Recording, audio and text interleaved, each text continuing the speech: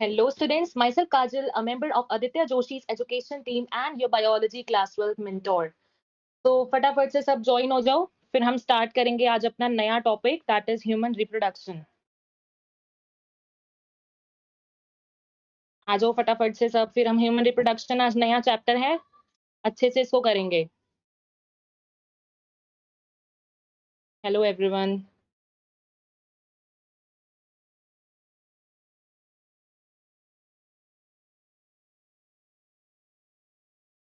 आ जाओ सब लोग जल्दी जल्दी।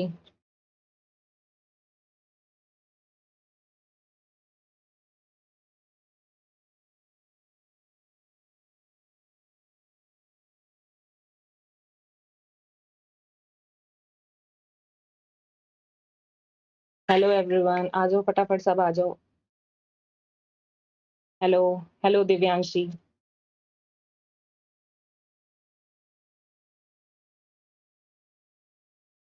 तो चलो मैं आपको थोड़ा सा बता देती हूँ जो हमने अपना प्रीवियस चैप्टर करा है, सेक्सुअल रिप्रोडक्शन वाला जो हमने पहले चैप्टर किया था।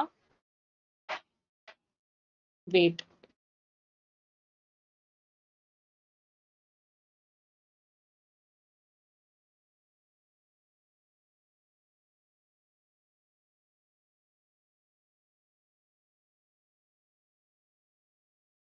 यस, जो हमने अपना सेक्सुअल रिप्रोडक्शन वाला पहले चैप्टर किया था, उसमें हमारे पास जो है 3 से 4 क्वेश्चन हमारे उस चैप्टर के आते हैं, या फिर मैं सिंपली बोलूँ 15 से 20 नंबर का जो हम अपना पोर्शन है बायो में, वो हम खत्म कर चुके हैं। और डेफिनिटली कह रही हूँ, जितना हमने पढ़ा है सेक्सुअल रिप्रोडक्शन वाले चैप्टर में उतना ही आएगा। जितना मैंने पढ़ाया है उससे बाहर बिल्कुल नहीं आ सकता। जितने मैंने क्वेश्चन में तुम्हें डीपीपी प्रोवाइड की है, ठीक है, जितना मैंने तुम्हें क्लास में क्वेश्चंस करवाए हैं, जितना थ्योरी में हमने डिस्कस करा है, उसके बाहर तुम्हारा सेक्सुअल रिप्रोडक्शन वाले चैप्टर में से बिल्कुल भी नहीं आ सकता।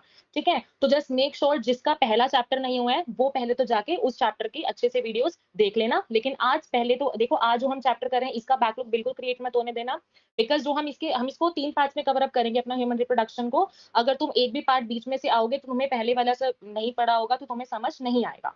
ठीक है, तो मेक श्योर कि आप सारे लेक्चर्स को अच्छे से देखना। Okay, good evening, good evening. ठीक है, ह्यूमन रिप्रोडक्शन से भी देखो हमारे ना 3-4 क्वेश्चन आते हैं, दैट मीन्स 15 टू 20 मार्क्स हमारे इस चैप्टर के भी हैं। ठीक है, तो इसको अच्छे से करना। Hello everyone. हेलो अंजलि, हर्ष, प्राची, गुड इवनिंग। चलो, तो देखो जब तक सारे बच्चे ज्वाइन कर रहे हैं, मैं आपको थोड़ा सा पर्सनल मेंटोरशिप के बारे में बता देती हूँ।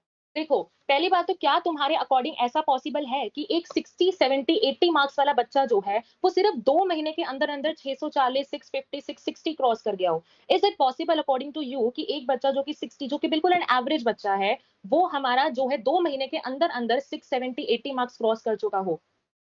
Yes, it's definitely possible. और ये जितनी भी चीजें हैं जो मैंने आपको बताई कि एक जो है एवरेज बच्चा जो कितने ऊपर, मतलब 700 मार्क्स से भी ऊपर जो पहुंच चुका है सिर्फ 2 महीने में, ये पॉसिबल हो पाया सिर्फ पर्सनल मेंटोरशिप के थ्रू।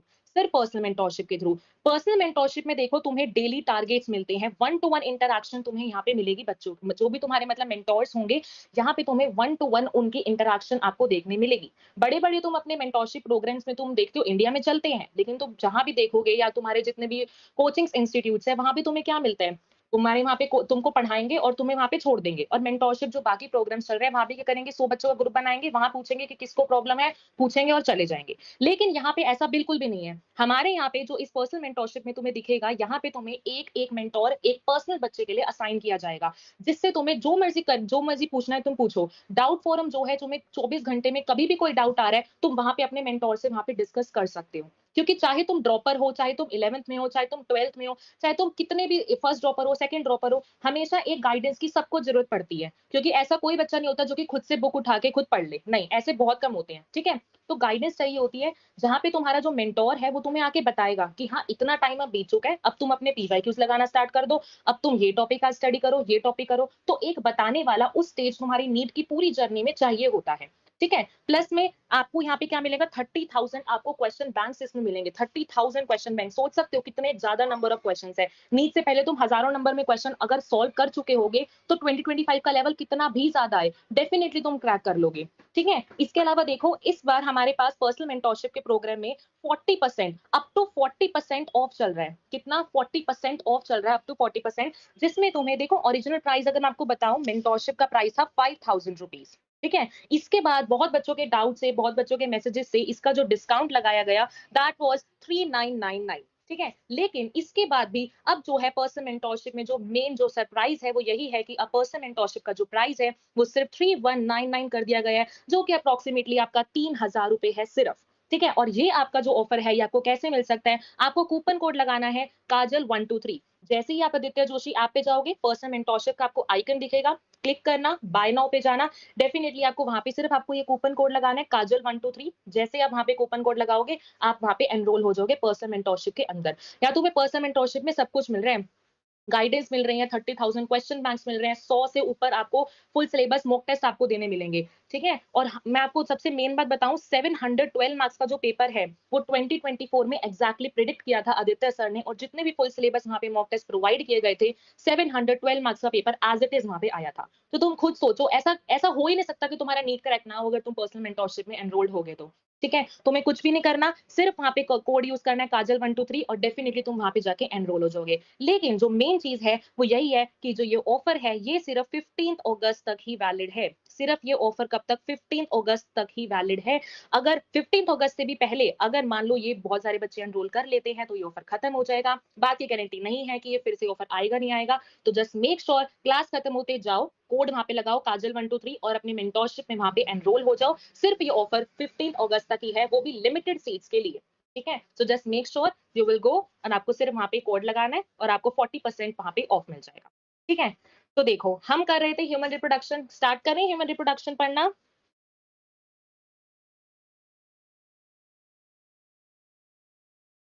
देखो, मेंटरशिप जो है वो जून से स्टार्ट हुई है, ठीक है? और तुम खुद देखो, जून से स्टार्ट होके अभी भी बच्चे जो है 640 650 क्रॉस कर चुके हैं, तो नीट तक तो वो 700 क्रॉस यूं क्रॉस कर जाएंगे। तो अगर तुम्हें भी उस रेस में आना है, तो फटाफट से जाना क्लास के बाद और वहां पे कोड लगाना काजल 123 और अपनी मेंटरशिप का प्रोग्राम वहां पे ले लेना। ठीक है? बैकलॉग बिल्कुल क्रिएट नहीं होगा, क्यों होगा? वहाँ पे तुमको वन टू वन मेंटोर मिल रहा है ना, वहाँ पे तुम्हें आके सब कुछ सब गाइड करेंगे वो। चैट का ऑप्शन है, वहाँ पे तुम जभी भी तुम्हें व्हाट्सएप के थ्रू, वीडियो कॉल के थ्रू, जैसे भी तुम्हें अटेंड करना है मेंटोर को, वो तुम्हें अटेंड करेगा। ठीक है? तो चलो हम स्टार्ट करते हैं ह्यूमन रिप्रोडक्शन पढ़ना। याद रखना, ऑफर सिर्फ कब तक है? 15th अगस्त तक है, लिमिटेड सीट्स है, तो फटाफट जाके एनरोल कर लेना। तो सी ह्यूमन रिप्रोडक्शन, देखो ह्यूमन रिप्रोडक्शन पहले मैंने आपको बता दिया, यहाँ से आपके पास 4 से देखो 5 क्वेश्चन आते हैं, ज़रूर आते हैं। ठीक है? तो ध्यान से सुनना, हर एक लेक्चर को ध्यान से सुनना। लास्ट में हम आज इसके ना थोड़े से असर्शन रीज़न भी करेंगे, क्वेश्चंस भी करेंगे। ठीक है? तो देखो, जैसे हमने अपने प्लांट्स वाले चैप्टर में पढ़ा था, प्लांट्स वाले में हमने क्या पढ़ा था कि जब भी हमें सेक्सुअल रिप्रोडक्शन प्लांट्स के अंदर करानी है, उस केस में हमें क्या चाहिए? एक हमें मेल गैमीट चाहिए, एक हमें फीमेल गैमीट चाहिए। अल्टीमेटली उनके अंदर फ्यूजन हो रही थी, पॉलिनेशन हो रही थी, पढ़ा है ना, ये पॉलिनेशन होती है तभी गैमीट्स आते हैं एक दूसरे के पास पास, फ्यूजन होती है और अल्टीमेटली हमारे पास फ्रूट या फिर हमारे पास जो सीड है वो बनता है। सिमिलरली ह्यूमंस के केस में भी बिल्कुल ऐसा होता है कि हमें यहाँ पर भी हमें बाय पेरेंटल कंडीशंस चाहिए। दैट मीन्स आपको मेल चाहिए, फीमेल चाहिए, इनके बीच में क्या होगी? फ्यूजन होगी, फर्टिलाइजेशन होगी। सिंपली मैं बोलूं, देखो सबसे पहले तो मेल और जैसे अगर हम प्लांट्स की बात करें, उसमें जो था मेल गैमीट जो था, फीमेल में स्टिग्मा के ऊपर एक इंसेक्ट, विंड या फिर वाटर के थ्रू पॉलिनेशन हो रही थी। लेकिन ह्यूमंस के केस में ऐसा नहीं होता, यहाँ पे कोई पॉलिनेशन तुम्हें नहीं दिखेगी। ह्यूमंस के केस में क्या होता है, यहाँ पे इंसेमिनेशन करानी पड़ती है थ्रू कॉपुलेशन। ठीक है? यहाँ पे इंसेमिनेशन होती है। ठीक है? तो फर्स्ट प्रोसेस देखो, ये ना सीक्वेंस में क्वेश्चन आता है। सीक्वेंस में बहुत बार क्वेश्चन आता है कि पहले क्या होता है, दूसरा क्या होता है, तीसरा क्या होता है। तो इस सीक्वेंस को ध्यान से समझना। ठीक है? फर्स्ट प्रोसेस होता है इंसेमिनेशन। इंसेमिनेशन जैसे ही हो गई फीमेल रिप्रोडक्टिव ट्रैक्ट के अंदर, फिर क्या होता है, हमारा सेकंड प्रोसेस होता है हमारे पास फर्टिलाइजेशन। ठीक है? फर्टिलाइजेशन अब जैसे मान लो हो गई, फर्टिलाइजेशन हुई, जाइगोट बना। अभी हम आगे पढ़ेंगे कौन से रीजन में फर्टिलाइजेशन होती है, कहाँ होती है, अभी हम स्टडी करेंगे। फिलहाल सिर्फ स्टेप्स देखो। इम्प्लांट, वो हमारी इंसेमिनेशन हो गई, उसके बाद हमारा क्या हो गया? फर्टिलाइजेशन होगा। फर्टिलाइजेशन के बाद होगा हमारा इम्प्लांटेशन। जैसे मान लो आपका, मैं थोड़ा सा आपको देखो पहले ही बता दूं, हमारा जो फर्टिलाइजेशन होता है वो हमारा होता है एक स्पेसिफिक रीजन ऑफ यूट्रस के अंदर। अब यूट्रस के अंदर ये थोड़ा ना कि पूरे के अंदर जो आपका जाइगोट बना है वो ऐसे उड़ता रहेगा, ऐसे नहीं होता। वो जो जाइगोट है उसको एक स्पेसिफिक लाइनिंग के ऊपर जाके डिपॉजिट होना पड़ता है, ताकि उस जाइगोट को प्रॉपर न्यूट्रिशन मिल पाए, सब कुछ मिल पाए। हम कहते हैं ना, प्लेसेंटा जब एक बेबी बर्थ करता है, उस टाइम पे अम्बिलिकल कोर्ड प्लेसेंटा आपको दिखता है ना? तो वही उसके थ्रू ही हम कहते हैं कि उस बेसिकली उससे उसको न्यूट्रिशन मिलती है। और इन सब चीजों के लिए हमारा जो जाइगोट होता है वो एक lining, that is endometrium lining का नाम होता है, हम आगे पढ़ेंगे, उस पे जाके डिपॉजिट करता है। उस प्रोसेस को हम कहते हैं इम्प्लांटेशन। अब देखो, इंसेमिनेशन हो गई, फर्टिलाइजेशन हो गई, इम्प्लांटेशन हो गई। फोर्थ प्रोसेस होगा हमारे पास जेस्टेशन, जो कि अबाउट 9 मंथ्स रहता है। सबको पता है ना, जो फीमेल होती है प्रेग्नेंट, कितने प्रेगनेंसी कितने टाइम तक लीड करती है? हमारे पास 9 मंथ्स तक लीड करती है। ठीक है? वहाँ पे इन 9 मंथ्स के टाइम पे जो बेबी होगा उसकी हमें ग्रोथ दिखेगी, वहाँ पे उसके ऑर्गन्स बनेंगे, उसका माउथ बनेगा, आईलिड सेपरेट होती है, वो हम आगे जो हमारा लास्ट पार्ट होगा उसमें स्टडी करेंगे। फिफ्थ हमारे पास यहाँ पे आता है पार्च्यूरेशन, पार्च्यूरेशन मीन्स फाइनल जो है डिलीवरी हो जाती है, वो होता है हमारे पास पार्च्यूरेशन, ठीक है? तो ये सीक्वेंस अच्छे से याद रखना, पहले क्या होगा इंसेमिनेशन, फिर फर्टिलाइजेशन, फिर इम्प्लांटेशन, फिर आपका जेस्टेशन पीरियड और फिर आपके पास पार्च्यूरेशन। देखो आपको एनसीईआरटी में भी यहाँ पे लिखा हुआ है, एनसीईआरटी देखो मैं डायरेक्टली आपको पढ़ाती जाती हूँ, साथ-साथ जो हम पढ़ते हैं उसके साथ-साथ हम एनसीईआरटी भी रीड करते हैं। सो सी ये देखो सबसे पहला प्रोसेस हमने क्या पढ़ा इंसेमिनेशन, हमने पढ़ा इंसेमिनेशन, ठीक है? एंड फ्यूजन ऑफ मेल गैमीज जिससे नेक्स्ट प्रोसेस क्या होगा आपके पास फर्टिलाइजेशन, जिससे अल्टीमेटली हमारे पास बन जाएगा जायगोट, ठीक है? उसके बाद क्या होगा फॉर्मेशन होगी, डेवलपमेंट होगी ब्लास्टोसिस्ट की, जो हम आगे पढ़ेंगे ब्लास्टोसिस्ट क्या होता है। अभी फिलहाल समझो कि डिपोजिशन होना जो जायगोट बन चुका है फर्टिलाइजेशन के थ्रू एंडोमेट्रियम के पास is known as implantation, attachment होगी। उसके बाद एम्ब्रियो की डेवलपमेंट होगी जिसको हम जेस्टेशन पीरियड कहते हैं, जो कि 9 मंथ्स का होता है। And finally it leads to delivery of baby which is known as parturition, ठीक है? तो इस तरह से हमारे पास जो है ये पूरा एक सीक्वेंस चलता है, इस सीक्वेंस को अच्छे से याद रखना। उसके बाद देखो यहाँ पे ना एक डिफरेंस होता है। अब जैसे क्या होता है हमारे पास जो मेल्स एंड फीमेल्स हैं उनमें हमें सेम केसेस नहीं दिखते। मेल्स में क्या होता है जो स्पर्म फॉर्मेशन होती है वो थ्रू आउट लाइफ उनकी जो है वो रहती है, लेकिन फीमेल्स के केस में ऐसा नहीं होता। मेनोपॉज सबको पता है, मेंस्ट्रुअल साइकिल जब चलती है, एक होता है मेनार्के जब आपकी मेंस्ट्रुअल साइकिल स्टार्ट होती है, दूसरा होता है मेनोपॉज जब आपके मेंस्ट्रुअल साइकिल जो है वो स्टॉप होती है। तो क्या होता है जो हमारा फीमेल्स के अंदर अगर हम देखें तो हमारे जो रिप्रोडक्टिव इवेंट्स हैं वो मेनोपॉज में आके बंद हो जाते हैं, लेकिन मेल्स में थ्रू आउट लाइफ यहाँ पे रहता है। यही यहाँ पे डिफरेंस लिखा हुआ है कि स्पर्म फॉर्मेशन कंटिन्यू रहता है ओल्ड मैन में भी, means throughout life, but formation of ovum ceases in women, ठीक है? अब थ्रू आउट लाइफ में ये नहीं कि मतलब बच्चा जो है मेल पैदा हुआ साथ साथ, नहीं ऐसा नहीं होगा। जब प्यूबर्टी गेन होगी उसके बाद ही जो है स्पर्म फॉर्मेशन वगैरह हमारा स्टार्ट होगा, ठीक है? सब समझ में आ रहा है सबको? थम्स अप दे दो, थम्स अप दे दो सबको समझ आ रहा है तो। देखो सीक्वेंस अच्छे से याद करना, ठीक है? चलो नेक्स्ट पढ़ते हैं। नेक्स्ट हमारा आता है मेल रिप्रोडक्टिव सिस्टम। देखो इस चैप्टर में ना हमें एक सीक्वेंस की उस पे चलना है। पहले हम पढ़ेंगे मेल रिप्रोडक्टिव सिस्टम के बारे में, फिर हम पढ़ेंगे फीमेल के बारे में, फिर हम अपना गैमेटोजेनेसिस के बारे में स्टडी करेंगे, फिर हम मेंस्ट्रुअल साइकिल के बारे में, फिर फर्टिलाइजेशन एंड लास्टली पार्च्यूरेशन हमारा जो हो जाता है। पूरा एक सीक्वेंस हमारा चैप्टर जो है ये चलने वाला है। ठीक है? तो देखो सबसे पहला आता है हमारे पास मेल रिप्रोडक्टिव सिस्टम। अब मेल रिप्रोडक्टिव सिस्टम के अंदर ना हमारे पास क्या होते हैं, 2 तरह के ऑर्गन्स हमें मिलेंगे। एक हमें मिलते हैं प्राइमरी सेक्स ऑर्गन, दूसरे हमें मिलते हैं सेकेंडरी सेक्स ऑर्गन।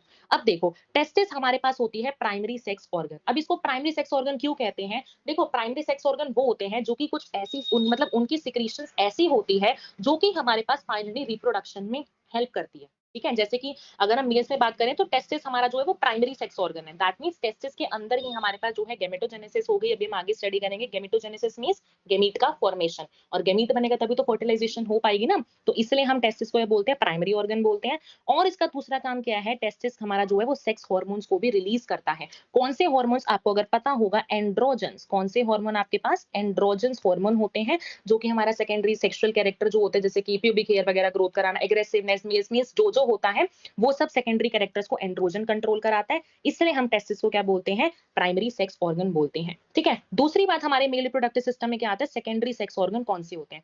जो हमारे सेकेंडरी सेक्स ऑर्गन्स होंगे ना उनमें हमारे पास क्या-क्या आएंगे, एक्सेसरी डक्ट्स आएंगी। हम आगे डक्ट्स देखेंगे, एपिडिडाइमस आता है, रेटिटेस्टिस आता है, वास एफ्रेंशिया आता है, ये सब आएगा।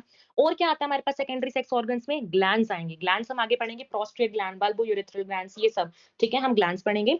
ठीक है? लास्ट पार्ट हमारा एक्सटर्नल जेनिटल जो कि पीनस होता है, ये सब हम अभी ब्रीफ में स्टडी करेंगे। इनको सेकेंडरी सेक्स ऑर्गन्स क्यों बोलते हैं, क्योंकि ये हमारा मान लो जैसे हमारा गैमेटोजेनेसिस टेस्टिस के अंदर हुई, उसके बाद ये थोड़ा ना टेस्टिस के अंदर पड़ी भी रह जाएगी, नहीं, हमें उसको अपने यूरेथ्रा तक लेके भी आना है सो दैट ट्रांसपोर्टेशन हो पाए। तो वही ट्रांसपोर्टेशन का काम हमारी ये जो तीनों चीजें हैं वो करती हैं, इसलिए हम इसको क्या बोलते हैं, सेकेंडरी सेक्स ऑर्गन बोलते हैं। ठीक है? अब देखो जो हमारी, देखो हम अभी ना स्पर्मेटोजेनेसिस जब हम टॉपिक करेंगे आपको उसके न्यूमेरिकल्स भी कराऊंगी। ठीक है? तो पूरी क्लास जरूर देखना, न्यूमेरिकल्स भी हम इसके अच्छे से करेंगे, क्योंकि देखो न्यूमेरिकल्स सेक्सुअल वाले चैप्टर में भी अच्छे से मैंने आपको कम से कम 10-12 न्यूमेरिकल्स कराए हैं। ठीक है? इसी तरह से हम अपने इस चैप्टर में भी करेंगे। देखो अब क्या होता है, टेस्टिस हमारे पास ना पेयर्ड होते हैं। दैट मींस अगर हम मेल्स की बॉडी में देखें जो हमारे टेस्टिस होता है वो 2 इन नंबर होती है, दैट मींस पेयर्ड होती है। और हमें ये कहाँ मिलती है, हमारी बॉडी के मतलब बाहर मिलती है। ठीक है? कहाँ मिलती है, बॉडी के बाहर मिलती है। वो भी कहाँ पे, स्क्रोटम के अंदर। जैसे कि ये देखो, ये मान लो हमारे पास ये देखो, जैसे कि ये हमारे, इसको हम कहते हैं स्क्रोटम, ये होता है हमारे पास स्क्रोटम। ठीक है? इस स्क्रोटम के अंदर हमें मिलती है टेस्टिस, इस स्क्रोटम के अंदर हमें मिलती है टेस्टिस। अब इसका पर्पस क्या है कि क्यों ऐसा होता है कि हमें टेस्टिस ऐसे फ्रीली नहीं मिलती बल्कि कहाँ मिलती है? स्क्रोटम के अंदर मिलती है। क्यों ऐसा होता है? Because of the reason to make temperature, ठीक है? ऐसा क्यों होता है? टू मेक टेम्परेचर 2 से लेके 2.5 डिग्री सेल्सियस से लोअर देन बॉडी टेम्परेचर, ठीक है? ऐसा क्यों होता है कि जो हमारी टेस्टिस होती है वो हमें स्क्रोटम के अंदर मिलती है? बिकॉज़ ऑफ द रीज़न, क्यों मिलती है? क्योंकि हमें देखो बॉडी का जो नॉर्मल टेम्परेचर है, हमारी जो लेकिन जो टेस्टिस फॉर्मेशन जो गैमेटोजेनेसिस होती है वो इस चीज़ को बेसिकली फेवरेबल नहीं रखती है। वो कहती है कि मुझे 2 या ढाई डिग्री सेल्सियस मुझे बॉडी के टेम्परेचर से कम चाहिए, तभी मैं गैमीट को बनवा पाऊँगी, तभी मैं मेल गैमीट को बनवा पाऊँगी। इसीलिए इस चीज़ को बेसिकली करने के लिए हमारे पास जो टेस्टिस होती है वो स्क्रोटम के अंदर सिचुएटेड हमें मिलती है। अब देखो, अब आपके थोड़े से ना देखो न्यू टर्म्स भी हम पढ़ेंगे बिकॉज़ 2016 का जो नीट था उसमें थोड़े से आउट ऑफ सिलेबस क्वेश्चंस आए थे, ठीक है? और नीट 2025 में हमें नहीं पता पेपर लेवल कैसा होगा, आउट ऑफ सिलेबस भी आ सकता है बिकॉज़ 2024 का सबको पता है क्या हुआ है, ठीक है? तो इसलिए हम पहले ही अपने थोड़े एक्स्ट्रा पॉइंट्स मतलब ज़्यादा एक्स्ट्रा भी नहीं, थोड़े-थोड़े एक्स्ट्रा पॉइंट्स हम साथ-साथ जो है वो करते रहेंगे, ठीक है? तो देखो, क्या होता है हमारे पास, देखो क्या होता है जब जेस्टेशन पीरियड चल रहा होता है, जेस्टेशन पीरियड आपको भी मैंने बताया 9 मंथ्स का रहता है। जेस्टेशन पीरियड के 7th मंथ में, जेस्टेशन पीरियड के 7th मंथ में क्या होता है हमारे पास, जो टेस्टिस होती है वो स्क्रोटम के अंदर आके सिचुएट मतलब स्क्रोटम के अंदर आके चली जाती है, ठीक है? वो भी किसके थ्रू, मतलब बनती है आपकी टेस्टिस कहाँ पे है? एब्डोमेन के अंदर, लेकिन एब्डोमेन से आपके टेस्टिस के पास चली जाती है 7th मंथ ऑफ जेस्टेशन के टाइम पे, ठीक है? और वो किसके थ्रू जाती है? Inguinal canal. यहाँ पे ना एक हमारे पास इंग्विनल कैनाल होता है, ठीक है? इसको आप याद में रखना। इंग्विनल कैनाल हमारे पास क्या होता है, जिसके थ्रू हमारा जो टेस्टिस है वो एब्डोमेन से कहाँ पे आता है? स्क्रोटम के अंदर आता है, ठीक है? अब खुद देखो, जिन मेल्स के अंदर आपके पास जो टेस्टिस है वो स्क्रोटम के अंदर आके सिचुएट नहीं हो पाएगी, वो मेल्स क्या स्टेराइल रहेंगे? क्या वो मेल्स रिप्रोडक्टिवली एक्टिव रहेंगे? नहीं रहेंगे, बिल्कुल नहीं रहेंगे, क्योंकि अगर टेस्टिस ही आपकी डिसेंड नहीं हो पाई है आपके पास स्क्रोटम के अंदर, तो वो मेल्स कैसे फर्टाइल रहेंगे? वो जो मेल्स होंगे उस केस में वो मेल्स हो जाते हैं हमारे स्टेराइल मेल्स, और इस सिचुएशन को हम कहते हैं क्रिप्टोचिडिज्म। क्या बोलते हैं?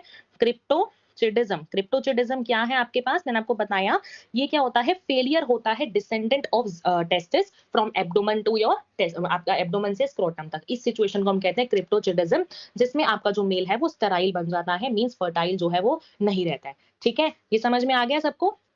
सबको समझ में आ रहा है? सबको समझ में? थम्स अप दे दो फटाफट से, फिर हम नेक्स्ट पढ़ेंगे। चलो, ठीक है, नेक्स्ट देखते हैं। अब ये देखो, जैसे मैंने तुमको बताया यहाँ पे क्या होता है हमारे पास टेस्टिस होती है। ये देखो, अब टेस्टिस के भी ना देखो बीच में यहाँ पे जो तुम्हें दिखता है, यहाँ पे मीन्स बोलूँ मैं स्क्रोटम और टेस्टिस के बीच में तुम्हें कुछ मसल्स दिखती हैं। इन मसल्स को हम कहते हैं डार्टोस मसल। क्या बोलते हैं हम इन मसल्स को? डार्टोस मसल्स बोलते हैं। देखो थोड़ा-सा हम एक्स्ट्रा करेंगे बिकॉज़ नीट जो हमारा 2016 हुआ था, उसमें थोड़ा आउट ऑफ सिलेबस आया था। थोड़ा-सा एक्स्ट्रा करेंगे बिकॉज़ देखो 2025 में कुछ भी आ सकता है। So just be prepared for that, और इसकी प्रिपरेशन कराने के लिए आपको मेंटरशिप प्रोग्राम के बारे में मैंने बता दिया। वहाँ पे तो आपको वैरायटी ऑफ क्वेश्चंस मिल ही रहे हैं। ठीक है? तो देखो क्या होता है हमारे पास, अब टेस्टिस और आपके स्क्रोटम के बीच में कुछ मसल्स होती है जिनको हम कहते हैं डार्टोस मसल्स। क्या कहते हैं? Dartos muscle. और सिमिलरली जो मैंने आपको इंग्विनल कैनाल बताया, इस इंग्विनल कैनाल के बीच में भी आपको क्या मिलती हैं? क्रीमास्टर मसल्स मिलती हैं। यहाँ आपको कौन-सी मसल्स मिली आपको? डार्टोस मसल्स मिली। यहाँ कौन-सी मसल्स आपको मिलेंगी? क्रीमास्टर मसल्स मिलती हैं, क्रीमास्टर मसल्स। और ये जो दोनों मसल्स होती है ना, इनका काम ना देखो अलग-अलग होता है। ये जो दोनों मसल्स होती हैं, ये विंटर्स में और समर्स में अपना अलग-अलग काम करती है। जैसे कि मान लो विंटर्स में क्या होता है, ये आपकी जो स्क्रोटम है, जो आपकी बॉडी का जो स्क्रोटम है, उसको बॉडी के पास ले आती है खींच के। लेकिन समर्स में क्या होता है, ये जो दोनों देखो मसल्स का काम क्या होता है अल्टीमेटली? कॉन्ट्रैक्शन कराना, रिलैक्सेशन कराना, एक्साइटेबिलिटी रखती है, एक्सटेंसिबिलिटी, ये सब प्रॉपर्टीज होती है ना मसल्स की। तो वही वो कह रहे हैं कि क्या होता है, इनका काम क्या है, विंटर्स में अलग काम है, समर्स में अलग काम है। समर्स में ये क्या करती है, आपकी बॉडी को दूर लेके, आपके स्क्रोटम मतलब स्क्रोटम को दूर लेके जाती है आपकी बॉडी से। देखो एनसीईआरटी में इसका नहीं है, बट थोड़ा थोड़ा देखो आइडिया लेके चलो अपने माइंड में। ठीक है, तो ये आपकी सिचुएशन होती है।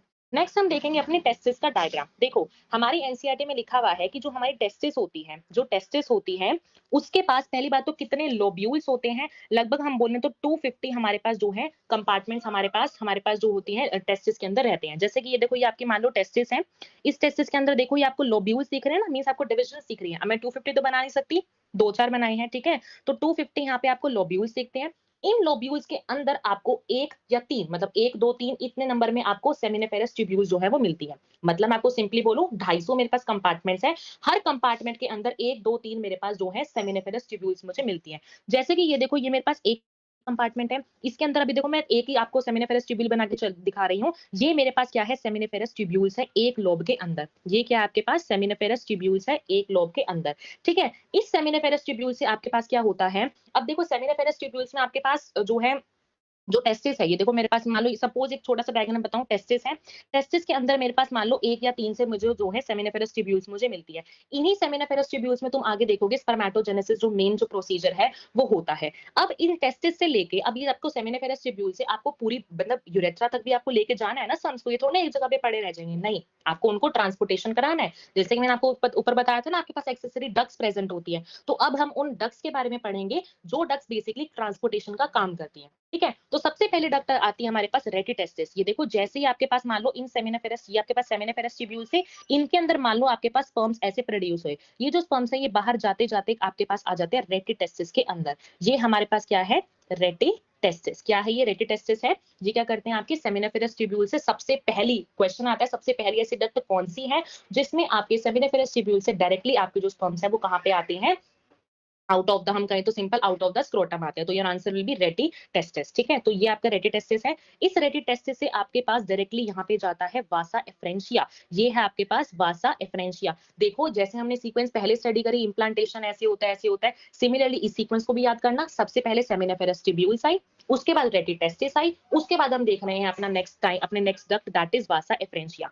जैसे ही आपके स्पर्म्स जो है यहाँ पहुंचे, अब इन स्पर्म्स की जो एंट्री है वो कहाँ पे हो जाएगी आपके वासा एफरेंशिया के अंदर। ठीक है? तो इसकी सीक्वेंस याद रखना। जैसे ही वासा एफरेंशिया के अंदर आपकी जो सीक्वेंस है वो खत्म हुई, उसके बाद आपके ये चले जाते हैं हमारे ये जो ऊपर आपको रीजन दिख रहा है, ये है आपका एपिडिडाइमस। कहाँ है ये हमारे पास? एपिडिडाइमस में। ठीक है? तो जैसे ही आपके स्पर्म्स यहाँ एंटर करे, उसके बाद इनकी जो मूवमेंट है वो ऊपर की तरफ जाएगी, दैट मीन्स आपके एपिडिडाइमस में जाएगी और एपिडिडाइमस से सीधे आपके पास ये जो है यहाँ चली जाएगी। इसको हम बोलते हैं जो हमारी लास्ट ग्लैंड जो हमारी लास्ट डक्ट आती है, वो आती है हमारे पास वासा डिफरेंशिया। Very important thing. तो सीक्वेंस याद रखना सबसे पहले सेमिनिफेरस ट्यूब्यूल से यहाँ पे आपके स्पर्म्स जो है अभी हम देखेंगे स्पर्म्स बनते कैसे हैं लेकिन फिलहाल जो है ट्रांसपोर्टेशन समझो। यहाँ से उन्होंने बनना स्टार्ट करा, पहुंचे कहाँ पे आपके पास रेटिटेस्टिस के ऊपर, उसके बाद कहाँ पहुंचे आपके वासा एफरेंशिया के ऊपर, फिर पहुंचे एपिडिडाइमस के ऊपर और फिर आपके पास कहाँ पे गए वासा डिफरेंस के ऊपर। देखो मैं अगर आपको एनसीईआरटी में भी दिखाऊं, देखो पहले हम ये पढ़ लेते हैं जो मैंने आपको पहले ऊपर पढ़ाया।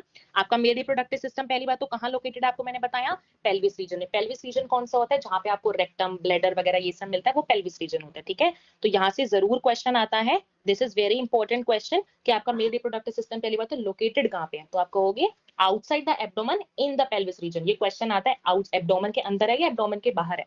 ठीक है? अब इसमें क्या-क्या आता है? It includes pair of testis हमने पढ़ लिया, accessory ducts, glands, external genitalia ये सब आता है, हम ऊपर पढ़ चुके हैं। टेस्टिस मैंने आपको बताया आउटसाइड आपको एब्डोमिनल कैविटी मिलेगी, स्क्रोटम के अंदर। क्यों मिलती है? 2 से 2.5 डिग्री टेम्परेचर कम रखने के लिए। अब आती है मेन चीज, इसको याद रखना। देखो टेस्टिस की डायमेंशंस तुम्हें याद रखनी है। टेस्टिस की जो लेंथ होती है, लेंथ मतलब सिंपल में ऐसे लेंथ कह सकती हूँ, वो होती है 4 से 5 सेंटीमीटर और उसकी जो विड्थ है मीन सिंपल में ये पार्ट कह सकती हूँ, जो उसकी जो विड्थ है वो कितनी होती है 2 से 3 centimetre. This point is very much important, इनकी जो है डायमेंशन को याद रखना। ठीक है? उसके बाद मैंने तुम्हें बता दिया टेस्टिस के अंदर क्या है आपके पास 250 जो है कंपार्टमेंट्स है। उन कंपार्टमेंट्स को हम बोलते हैं testicular lobules. This is very important thing. Testicular lobules क्या है और कितने हैं? ठीक है? ये क्वेश्चन जो है आपके पास जरूर आता है। ठीक है? अच्छा, अब यहाँ पे देखो मैं आपको सिंपल बताऊं, अभी मैंने आपको बताया ना, देखो ईस्ट लोब्यूल के पास आपको कितनी पहली बात तो कितनी आपके पास सेमिनिफेरस ट्यूब्यूल्स मिली, एक या एक से तीन आपको सेमिनिफेरस ट्यूब्यूल्स मिलेगी जिनके अंदर आपके जो एक्चुअल स्पर्म्स हैं वो आपके पास बनते हैं। ठीक है? अच्छा, हमको देखो ग्लैंड्स के बारे में बता रही थी। सी यहाँ पे लिखा हुआ है ना, सबसे पहले आएगा rete testis, vasa efferentia, epididymis, vas deferens. तो इनकी जो सीक्वेंस है वो अच्छे से आपको याद करके चलनी है। ठीक है? अभी हम क्वेश्चंस भी करेंगे, जो हम टॉपिक पढ़ रहे हैं उसके हम क्वेश्चन भी करेंगे। ठीक है? इतना सबको समझ में आ रहा है? थम्स अप दे दो। अंश कुमार ने ठीक लिखा है, rete testis, vasa efferentia, epididymis and then vas deferens. ठीक है? ठीक है, ठीक है। कोई डाउट तो नहीं आ रहा किसी को? किसी को कोई डाउट तो नहीं है ना अभी तक? Okay, good, good, good. चलो नेक्स्ट पढ़ते हैं। अब देखो, मैंने तुम्हें क्या बताया, हमारे पास जो है, जो हमारी रेटेड सेमिनिफेरस ट्यूब्यूल्स है, वो 1 या फिर 3, मतलब 1, 2, 3 इतने नंबर में कोई भी हो सकती है। तो मैंने तुम्हें एक सिंपल सा बता रही हूँ, ये देखो, यहाँ मैंने एक सेमिनिफेरस ट्यूब्यूल ड्रॉ करी है, यहाँ मैंने एक, मतलब यहाँ पे मैंने आपको 3 सेमिनिफेरस ट्यूब्यूल्स का एक डायग्राम दिखाया है, पूरा नहीं बनाया, इनको मैंने हाफ व्यू में बनाया है, ठीक है? ये आपके पास मान लो 3 सेमिनिफेरस ट्यूब्यूल्स आपके पास है, ठीक है? इन सेमिनिफेरस ट्यूब्यूल्स में ना आपको क्या मिलता है, 2 तरह के सेल्स मिलते हैं। क्या मिलते हैं आपको? 2 तरह के सेल्स मिलते हैं। पहले वाले सेल्स को हम बोलते हैं हमारा स्पर्मेटोगोनिया। क्या बोलते हैं? पहले वाले सेल्स को हम बोलते हैं स्पर्मेटोगोनिया, ठीक है? सेकंड तरह के हम सेल को बोलते हैं सर्टोली सेल। क्या बोलते हैं? Sertoli cell. Very important question. 2 तरह के सेल्स आपको मिलते हैं, किसके अंदर? सेमिनिफेरस ट्यूब्यूल्स के अंदर, ठीक है? पहला आपका स्पर्मेटोगोनिया, सेकंड आपके पास सर्टोली सेल्स। ये जो स्पर्मेटोगोनिया होते हैं ना, ये आपके पास इस तरह से आपके पास मिलते हैं। ये जो स्पर्मेटोगोनिया होते हैं, ये आपके पास सेमिनिफेरस ट्यूब्यूल्स के अंदर इस तरह से आपके पास मिलते हैं। और ये जो सर्टोली सेल्स होते हैं, ये आपके पास बीच में इस तरह से आपके पास जो सर्टोली सेल्स होते हैं, आपके पास ये मिलते हैं, ठीक है? अब क्या होता है, ये जो आपके पास सेमिनिफेरस, ये जो आपके पास स्पर्मेटोगोनिया दिख रहे हैं, ये आपके पास होते हैं एक तरह, जैसे हमने पढ़ा था, जो माइक्रोस्पोर्स को बनाता था, उसको हमने बोला था माइक्रोस्पोर मदर सेल। इसी तरह से जो स्पर्मेटोगोनिया है, ये एक तरह से स्पर्म मदर है, ठीक है? जो कि आपके पास एक्चुअली में स्पर्म्स बनाती है। अभी हम प्रोसेस स्टडी करेंगे, ठीक है? तो इनके अंदर आपके पास क्या होती है, स्पर्म की प्रोडक्शन होती है। अब मान लो इसने क्या करा, स्पर्म्स की फॉर्मेशन करा दी, इसने जो है स्पर्म्स की फॉर्मेशन जो है वो करा दी। अब ये जो स्पर्म्स है, इनको न्यूट्रिशन भी तो चाहिए ना। एज सून एज स्पर्म्स खुद ही इतने एनर्जेटिक है जो वो सारा काम कर देंगे, नहीं, इनको एनर्जी चाहिए, इनको न्यूट्रिशन चाहिए। काम कौन करेगा? ये जो सर्टोली सेल्स हैं। ये जो सर्टोली सेल्स हैं आपके पास क्या करेंगे, जो सर्टोली सेल्स होते हैं आपके पास, न्यूट्रिशन प्रोवाइड करते हैं आपके पास स्पर्म्स को, जो भी हमारे स्पर्मेटोगोनिया ने बनाए हैं। इसके अलावा इन सेमिनिफेरस ट्यूब्यूल्स के बाहर मुझे कुछ क्या मिलते हैं, लेडिक सेल्स मिलते हैं। आपको सेमिनिफेरस ट्यूब्यूल्स है ना, इन सेमिनिफेरस ट्यूब्यूल्स के बाहर मुझे क्या मिलता है, लेडिक सेल्स मिलते हैं। क्या मिलते हैं? लेडिक सेल्स, या फिर सिंपल आप इनको इंटरस्टिशियल सेल्स भी कह सकते हो। क्या बोल सकते हो? इंटरस्टिशियल सेल्स भी आप इनको बोल सकते हो। इनमें आपको क्या मिलता है, ब्लड वेसल्स मिलते हैं। क्या मिलते हैं? ब्लड वेसल्स मिलते हैं। और यही लेडिक सेल्स हमारे पास पता है क्या सीक्रेट करते हैं, एंड्रोजन्स। अभी ऊपर बताया ना आपको, एंड्रोजन्स का काम क्या होता है, क्या काम होता है एंड्रोजन का? सेकेंडरी सेक्सुअल कैरेक्टर की बेसिकली ग्रोथ कराना। और ये कराएगा कौन हमारे पास? जो लेडिक सेल्स होते हैं, जो कि कहाँ लोकेटेड होते हैं, सेमिनिफेरस ट्यूब्यूल्स के बाहर। ये देखो, ये जो क्वेश्चन है बहुत इंपॉर्टेंट है, इसको जो है याद में रखना, ठीक है? ये देखो, मैंने आपको सिंपल यहाँ भी दिखा देती हूँ। सर्टोली सेल्स क्या करते थे, न्यूट्रिशन प्रोवाइड करते थे ना, सर्टोली सेल न्यूट्रिशन प्रोवाइड करते थे, हमने पढ़ लिया। उसके बाद मैंने आपको बताया रीजंस आउटसाइड सेमिनिफेरस ट्यूब्यूल्स क्या होता है आपके पास, इंटरस्टिशियल सेल्स होते हैं या फिर लेडिक सेल्स। इनका काम क्या होता है, एंड्रोजन का बनाना, ठीक है? और एक लाइन लिखी हुई है, other immunological competent cells are also present. ये लाइन डायरेक्ट याद कर लो, क्वेश्चन आता है कि इम्यूनोलॉजिकल कॉम्पिटेंट सेल्स आपको कहाँ मिलते हैं, सो यू विल डायरेक्टली से हमारे पास कहाँ मिलते हैं, हमें लेडिक सेल्स के अंदर मिलते हैं, ठीक है? अच्छा, थोड़े से क्वेश्चन देख लेते हैं, ठीक है? तुम इसका आंसर बताओगे? जितना हमने पार्ट पढ़ा है उसी से क्वेश्चन है, ठीक है? क्या बताओगे इसका आंसर? चलो फर्स्ट क्वेश्चन देखते हैं। Scrotum is a pouch containing, scrotum के अंदर क्या मिलता है? ए बी सी डी, फटाफट से बता दो क्या मिलता है स्क्रोटम के अंदर। बताओ क्या आंसर आएगा इसका स्क्रोटम का? ए बी सी और डी, ठीक है? हर्ष, अंश, निहाल, शेख, सबका ठीक है, बी। बिल्कुल ठीक है। तो क्या आएगा हमारा स्क्रोटम के अंदर, क्या आता है हमारे पास? टेस्टिस आता है, बिल्कुल ठीक है, ठीक है? अभी आपको मैं बताया, और इसका रोल क्या है, क्वेश्चन ही आ गया। रोल क्या है हमारे पास स्क्रोटम का? वही जो हमने ऊपर पढ़ा, 2 से लेके 2 से या 2.5 डिग्री हमारे पास टेम्परेचर कम करके रखना, जो एक्चुअल बॉडी टेम्परेचर होता है उससे, ठीक है? ये भी स्टेटमेंट आपकी ठीक है। नेक्स्ट बता दो, ह्यूमंस का, ह्यूमंस में कैसी किस तरह की रिप्रोडक्शन होती है? क्या आपको ह्यूमंस में ओविपेरस रिप्रोडक्शन दिखती है? क्या ह्यूमंस अंडे ले करते हैं? बताओ, ह्यूमंस में आपको किस तरह की रिप्रोडक्शन दिखने मिलती है? ठीक है, शेख, अंजलि, निशांत, पहले वाला ठीक है। इसका बताओ 91 का, कैसी आपको दिखती है? ठीक है, बिल्कुल ठीक है। फ़ील, निहाल, हर्ष, अनूप, अंजलि, अंश, शेख, सबका ठीक है। डी, बिल्कुल ठीक है। सेक्सुअल टाइप ऑफ रिप्रोडक्शन दिखती है। और विविपेरस, विविपेरस का मतलब यंग वन, मतलब बच्चों को, यंग ऑर्गेनिज्म को बेसिकली ले करना, ठीक है? Which of the following is not a reproductive event, कौन सी रिप्रोडक्टिव इवेंट नहीं है? वही सीक्वेंस याद करो जो सबसे पहले बताई थी। गैमेटोजेनेसिस तो होती है, पार्चुरेशन भी होती है, जेस्टेशन भी होती है, ट्रिपल फ्यूजन कहाँ हो गया? हमारे अंदर कब से प्लांट्स की चीजें होने लग गई? हम प्लांट थोड़ी ना, हम तो इंसान है, ठीक है? नेक्स्ट देखो, what which of the primary male reproductive organ is situated outside the abdominal cavity? ऐसी कौन सी चीज है जो एब्डोमिनल कैविटी के बाहर मिलती है? अभी मैंने आपको बताया था टेस्टिस, जो मेल रिप्रोडक्टिव सिस्टम है वो पूरा आपको कहाँ मिलता है? टेस्टिस के बाहर ही मिलता है, ठीक है। अब हम देखेंगे मेल रिप्रोडक्टिव सिस्टम का एक फ्रंट व्यू, ठीक है, जो आपको एनसीईआरटी में डायग्राम भी हम उसका जो है फ्रंट व्यू देखेंगे। देखो, सबसे पहले आपके पास में अगर आपको सिंपल बताऊं, यहाँ हमारे पास होती है हमारी टेस्टिस। टेस्टिस कहाँ होती है? स्क्रोटम। ये बाहर हमारे पास क्या है? स्क्रोटम है। अंदर हमारे पास क्या है? टेस्टिस है, ठीक है। टेस्टिस हमारे स्क्रोटम के अंदर होते हैं, हम पढ़ चुके हैं। इस टेस्टिस से हमारे पास जो सारी चीजें हैं वो स्टार्ट होती हैं। ये हमारे पास सबसे पहले आएगा हमारे पास, देखो ये देखो हमारे पास, देखो आपको मैंने सिंपल, देखो अभी ना एपिडिडाइमस वगैरह सीक्वेंस पढ़ेंगे। चलो मैं आपको सबसे पहले एनसीईआरटी का डायग्राम दिखा देती हूँ, उससे आपको क्लैरिटी आ जाएगी। Wait, let me show you NCERT diagram, ठीक है। देखो हम एनसीईआरटी से भी डायरेक्टली पढ़ रहे हैं, ठीक है। जैसे कि ये वाला डायग्राम देखो, सबसे पहले इस डायग्राम से ऐसे समझ आएगा। देखो ये हमारे पास क्या है? टेस्टिस है। इस टेस्टिस से हमारे पास यहाँ पे लीड होता है वासा डिफरेंस, ठीक है। जैसे ही हमारे पास ये ऊपर आता है, ये वास डिफरेंस हमारे पास कहाँ पे? ये देखो, ये सबको पता है ना, यूरिनरी ब्लैडर होता है, ठीक है। ये आप वैसे भी देखो एक्सक्रीशन में, तो तुमने 11th में ह्यूमन फिजियोलॉजी पढ़ी होगी, वहां तुम्हें थोड़ा सा डायग्राम तुम्हें उसका याद होगा।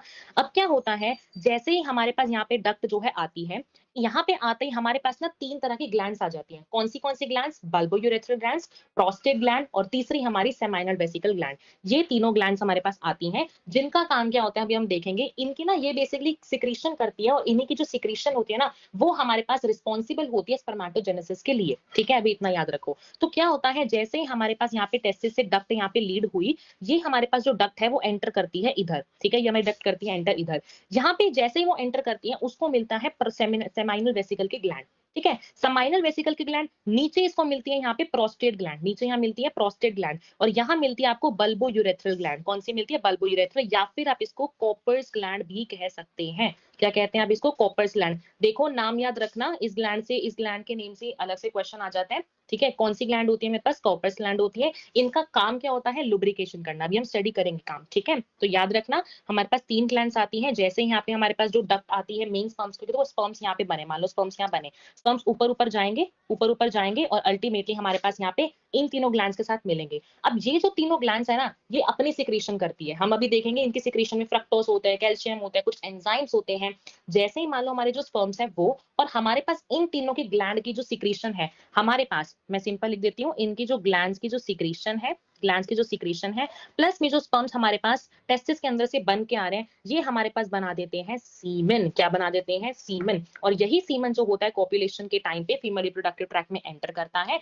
उसी प्रोसेस को, जिसको हमने बोला था ना इनसेमिनेशन, वहां पे आपको टर्म में आ गया था सेमिनेशन, मींस वहां पे सीमेन रिलीज होता है फीमेल रिप्रोडक्टिव ट्रैक्ट के अंदर थ्रू द मेल, ठीक है। अच्छा, अब हमने यहाँ पे देख लिया कि हमारे पास सीमेन जो है बन चुका। अब ये जो सीमेन है ये हमारा नीचे आना स्टार्ट करेगा, बॉडी के बाहर भी तो आना है ना, तो ये जो सीमेन है हमारा यहाँ पे एंटर करेगा। लेकिन अब ये जो हमारे पास ग्लैंड, यहाँ पे जो हमारे पास नीचे जो आपको ट्यूब दिख रही है, इस ट्यूब को हम बोलते हैं यूरोजेनाइटल ट्यूब। क्या बोलते हैं? Urogenital tube. Very important thing, ये जो आपके पास चीज दिख रही है, इसको हम बोलते हैं यूरोजेनाइटल ट्यूब। क्यों बोलते हैं इसको यूरोजेनाइटल ट्यूब? क्योंकि हमारे पास ये जो आपकी जो बेसिकली ये जो आपकी ट्यूब दिख रही है, ये जो ट्यूब होती है आपके पास यूरिन पास के लिए भी, मींस इसी आपके पास ट्यूब के थ्रू यूरिन भी पास करेगा, और इसी ट्यूब के थ्रू आपके पास सीमेन भी पास करेगा। दोनों चीजें एक ही ट्यूब से पास करती है, इसलिए हम इसको क्या बोलते हैं? यूरोजेनाइटल ट्यूब बोलते हैं। This is very important question. Urogenital क्यों बोलते हैं? क्योंकि यहाँ पे सेम पाथवे रहता है यूरिन का भी और आपके पास जो है सिक्रीशंस का भी, ठीक है। लेकिन फीमेल्स में ऐसा नहीं होता, हम आगे देखेंगे फीमेल्स में अलग केस होता है, ठीक है। उसके बाद आपके पास मान लो यहाँ तक जो है पहुंच गई, ठीक है। उसके बाद आपको क्या मिलता है? यहाँ पे जो मेन जो आपके ओपनिंग, जो पीनस के ऊपर जो मेन ओपनिंग जिसके थ्रू आपके पास बाहर निकलते हैं, उसको हम कहते हैं हमारी ग्लांस पीनस। क्या बोलते हैं उसको हम? Glans penis. जो आपको एक तरह से मैं कह दूं टिप जो होती है पीनस की, उसको हम कहते हैं ग्लांस पेनिस। और वो हमारे पास एक फोल्ड ऑफ स्किन से, पीनस जो होता है फोल्ड ऑफ स्किन से कवर होता है, उसको हम बोलते हैं फोर स्किन। वेरी इंपॉर्टेंट, जितने भी आपको यहाँ पे टर्म्स दिख रहे हैं सारे के सारे इंपॉर्टेंट है। क्या कौन सी चीज है? फोरस्किन आपके पास क्या है? लूज फोल्ड ऑफ स्किन है, जो कि आपके पीनस को कवर करके चलता है। ग्लांस पेनिस क्या है आपके पास? जो कि आपका टिप ऑफ पीनस से, जो उसको हम बोलते हैं ग्लांस पेनिस, ठीक है। उसके बाद ये मैंने आपको जो है आपको ग्लांस के बारे, जो डक्ट्स के बारे में आपको मैंने बता दिया। यहाँ पे मान लो आपके पास जो है ये आपके टेस्ट 250 आपका टेस्टिकुलर लोब्यूल्स थे। ऊपर आ गया आपके पास रेटिटेस्टिस, यहाँ से आपके पास वासा एफरेंशिया लीड करा, ऊपर आपके पास यहाँ पे आ गया एपिडिडाइमस। एपिडिडाइमस की सिक्रीशन सीधा यहाँ पे बाहर होती होती गई, और अल्टीमेटली हमारे पास क्या हुआ? जो स्पर्म था वो हमारे पास बाहर आ गया, किसके थ्रू? ग्लांस पेनिस, या फिर जो कि किससे कवर्ड है? फोरस्किन से कवर्ड है। ठीक है, यही डायग्राम मैं आपको देखो यहाँ भी अगर दिखाऊं, सी ये हमारे पास कौन सी ग्लैंड थी, ये हमारे पास होती है प्रोस्ट्रेट ग्लैंड, ये हमारे पास कौन सी होती है समाइनल वेसिकल। ठीक है, लेकिन अब देखो तुम्हारे पास यहाँ पे मान लो ये वाली डक्ट आई, ये जो डक्ट है ना, अब जो तुम्हारी ये डक्ट है, अब इस डक्ट का नाम चेंज हो जाएगा। ये डक्ट जैसे ही हमारे यहाँ पे ना देखो डक्ट जो होती है, देखो कभी भी तुम्हें कोई एक स्वॉलन स्ट्रक्चर दिखे ना, स्वॉलन स्ट्रक्चर को हम बोलते हैं एम्पुला। क्या बोलते हैं हमारे पास, एम्पुला। ये जो डक्ट होती है ये हमारे पास एम्पुला में लीड होती है। एम्पुला से डायरेक्ट हमारे पास ये जो डक्ट तुम्हें दिख रही है ना, इस डक्ट का नाम हो जाता है इजैक्यूलेटरी डक्ट। क्या नाम हो जाता है इसका, इजैक्यूलेटरी डक्ट। इसको हम क्या बोलते हैं, इजैक्यूलेटरी डक्ट बोलते हैं। इसी के थ्रू हमारी जो फाइनल सिक्रीशन है, देखो इसके पहले देखो इजैक्यूलेटरी डक्ट से पास करना पड़ रहा है, फिर इसकी सिक्रीशन आई, इसकी सिक्रीशन आई, इन तीनों ने अपनी सिक्रीशन पोर करी आपके स्पर्म के अंदर। अल्टीमेटली यहाँ से आपके पास जो सीमेन है वो आपके पास जो है बाहर निकल जाता है। उसके बाद मैंने आपको बता दिया ग्लैंस पेनिस क्या है, फोरस्किन क्या है, मैंने तुम्हें इस बारे में बता दिया। ठीक है, एनसीईआरटी में देखो एक और डायग्राम दे रखा है आपके पास मेल रिप्रोडक्टिव सिस्टम का। ये डायग्राम भी बहुत इंपॉर्टेंट है। ये देखो देखो जितने डायग्राम्स कराती हो ना सारे के सारे करा करो। ठीक है, जितना पार्ट करा रही हूँ उसमें से डेफिनेटली क्वेश्चन आएंगे। आज वाला जो जितना भी हम पढ़ेंगे उसमें से 2 क्वेश्चन जरूर आएंगे। ठीक है, तो पूरा लेक्चर ध्यान से देखना। ठीक है, समझ में। अब यहाँ पे देखो जैसे कि ये हमारे पास कौन सी ग्लैंड है, प्रोस्टेट ग्लैंड है। ये आपके पास कौन सी ग्लैंड होगी, बल्बो यूरेथ्रल ग्लैंड होगी। यहाँ से आपको किसकी सिक्रीशन, तीनों की सिक्रीशन मिली। अल्टीमेटली आपके पास ये कहाँ पे आ गई, आपके पास यूरेथ्रा के पास आ गई और आपका जो सीमेन है वो बाहर आ गया।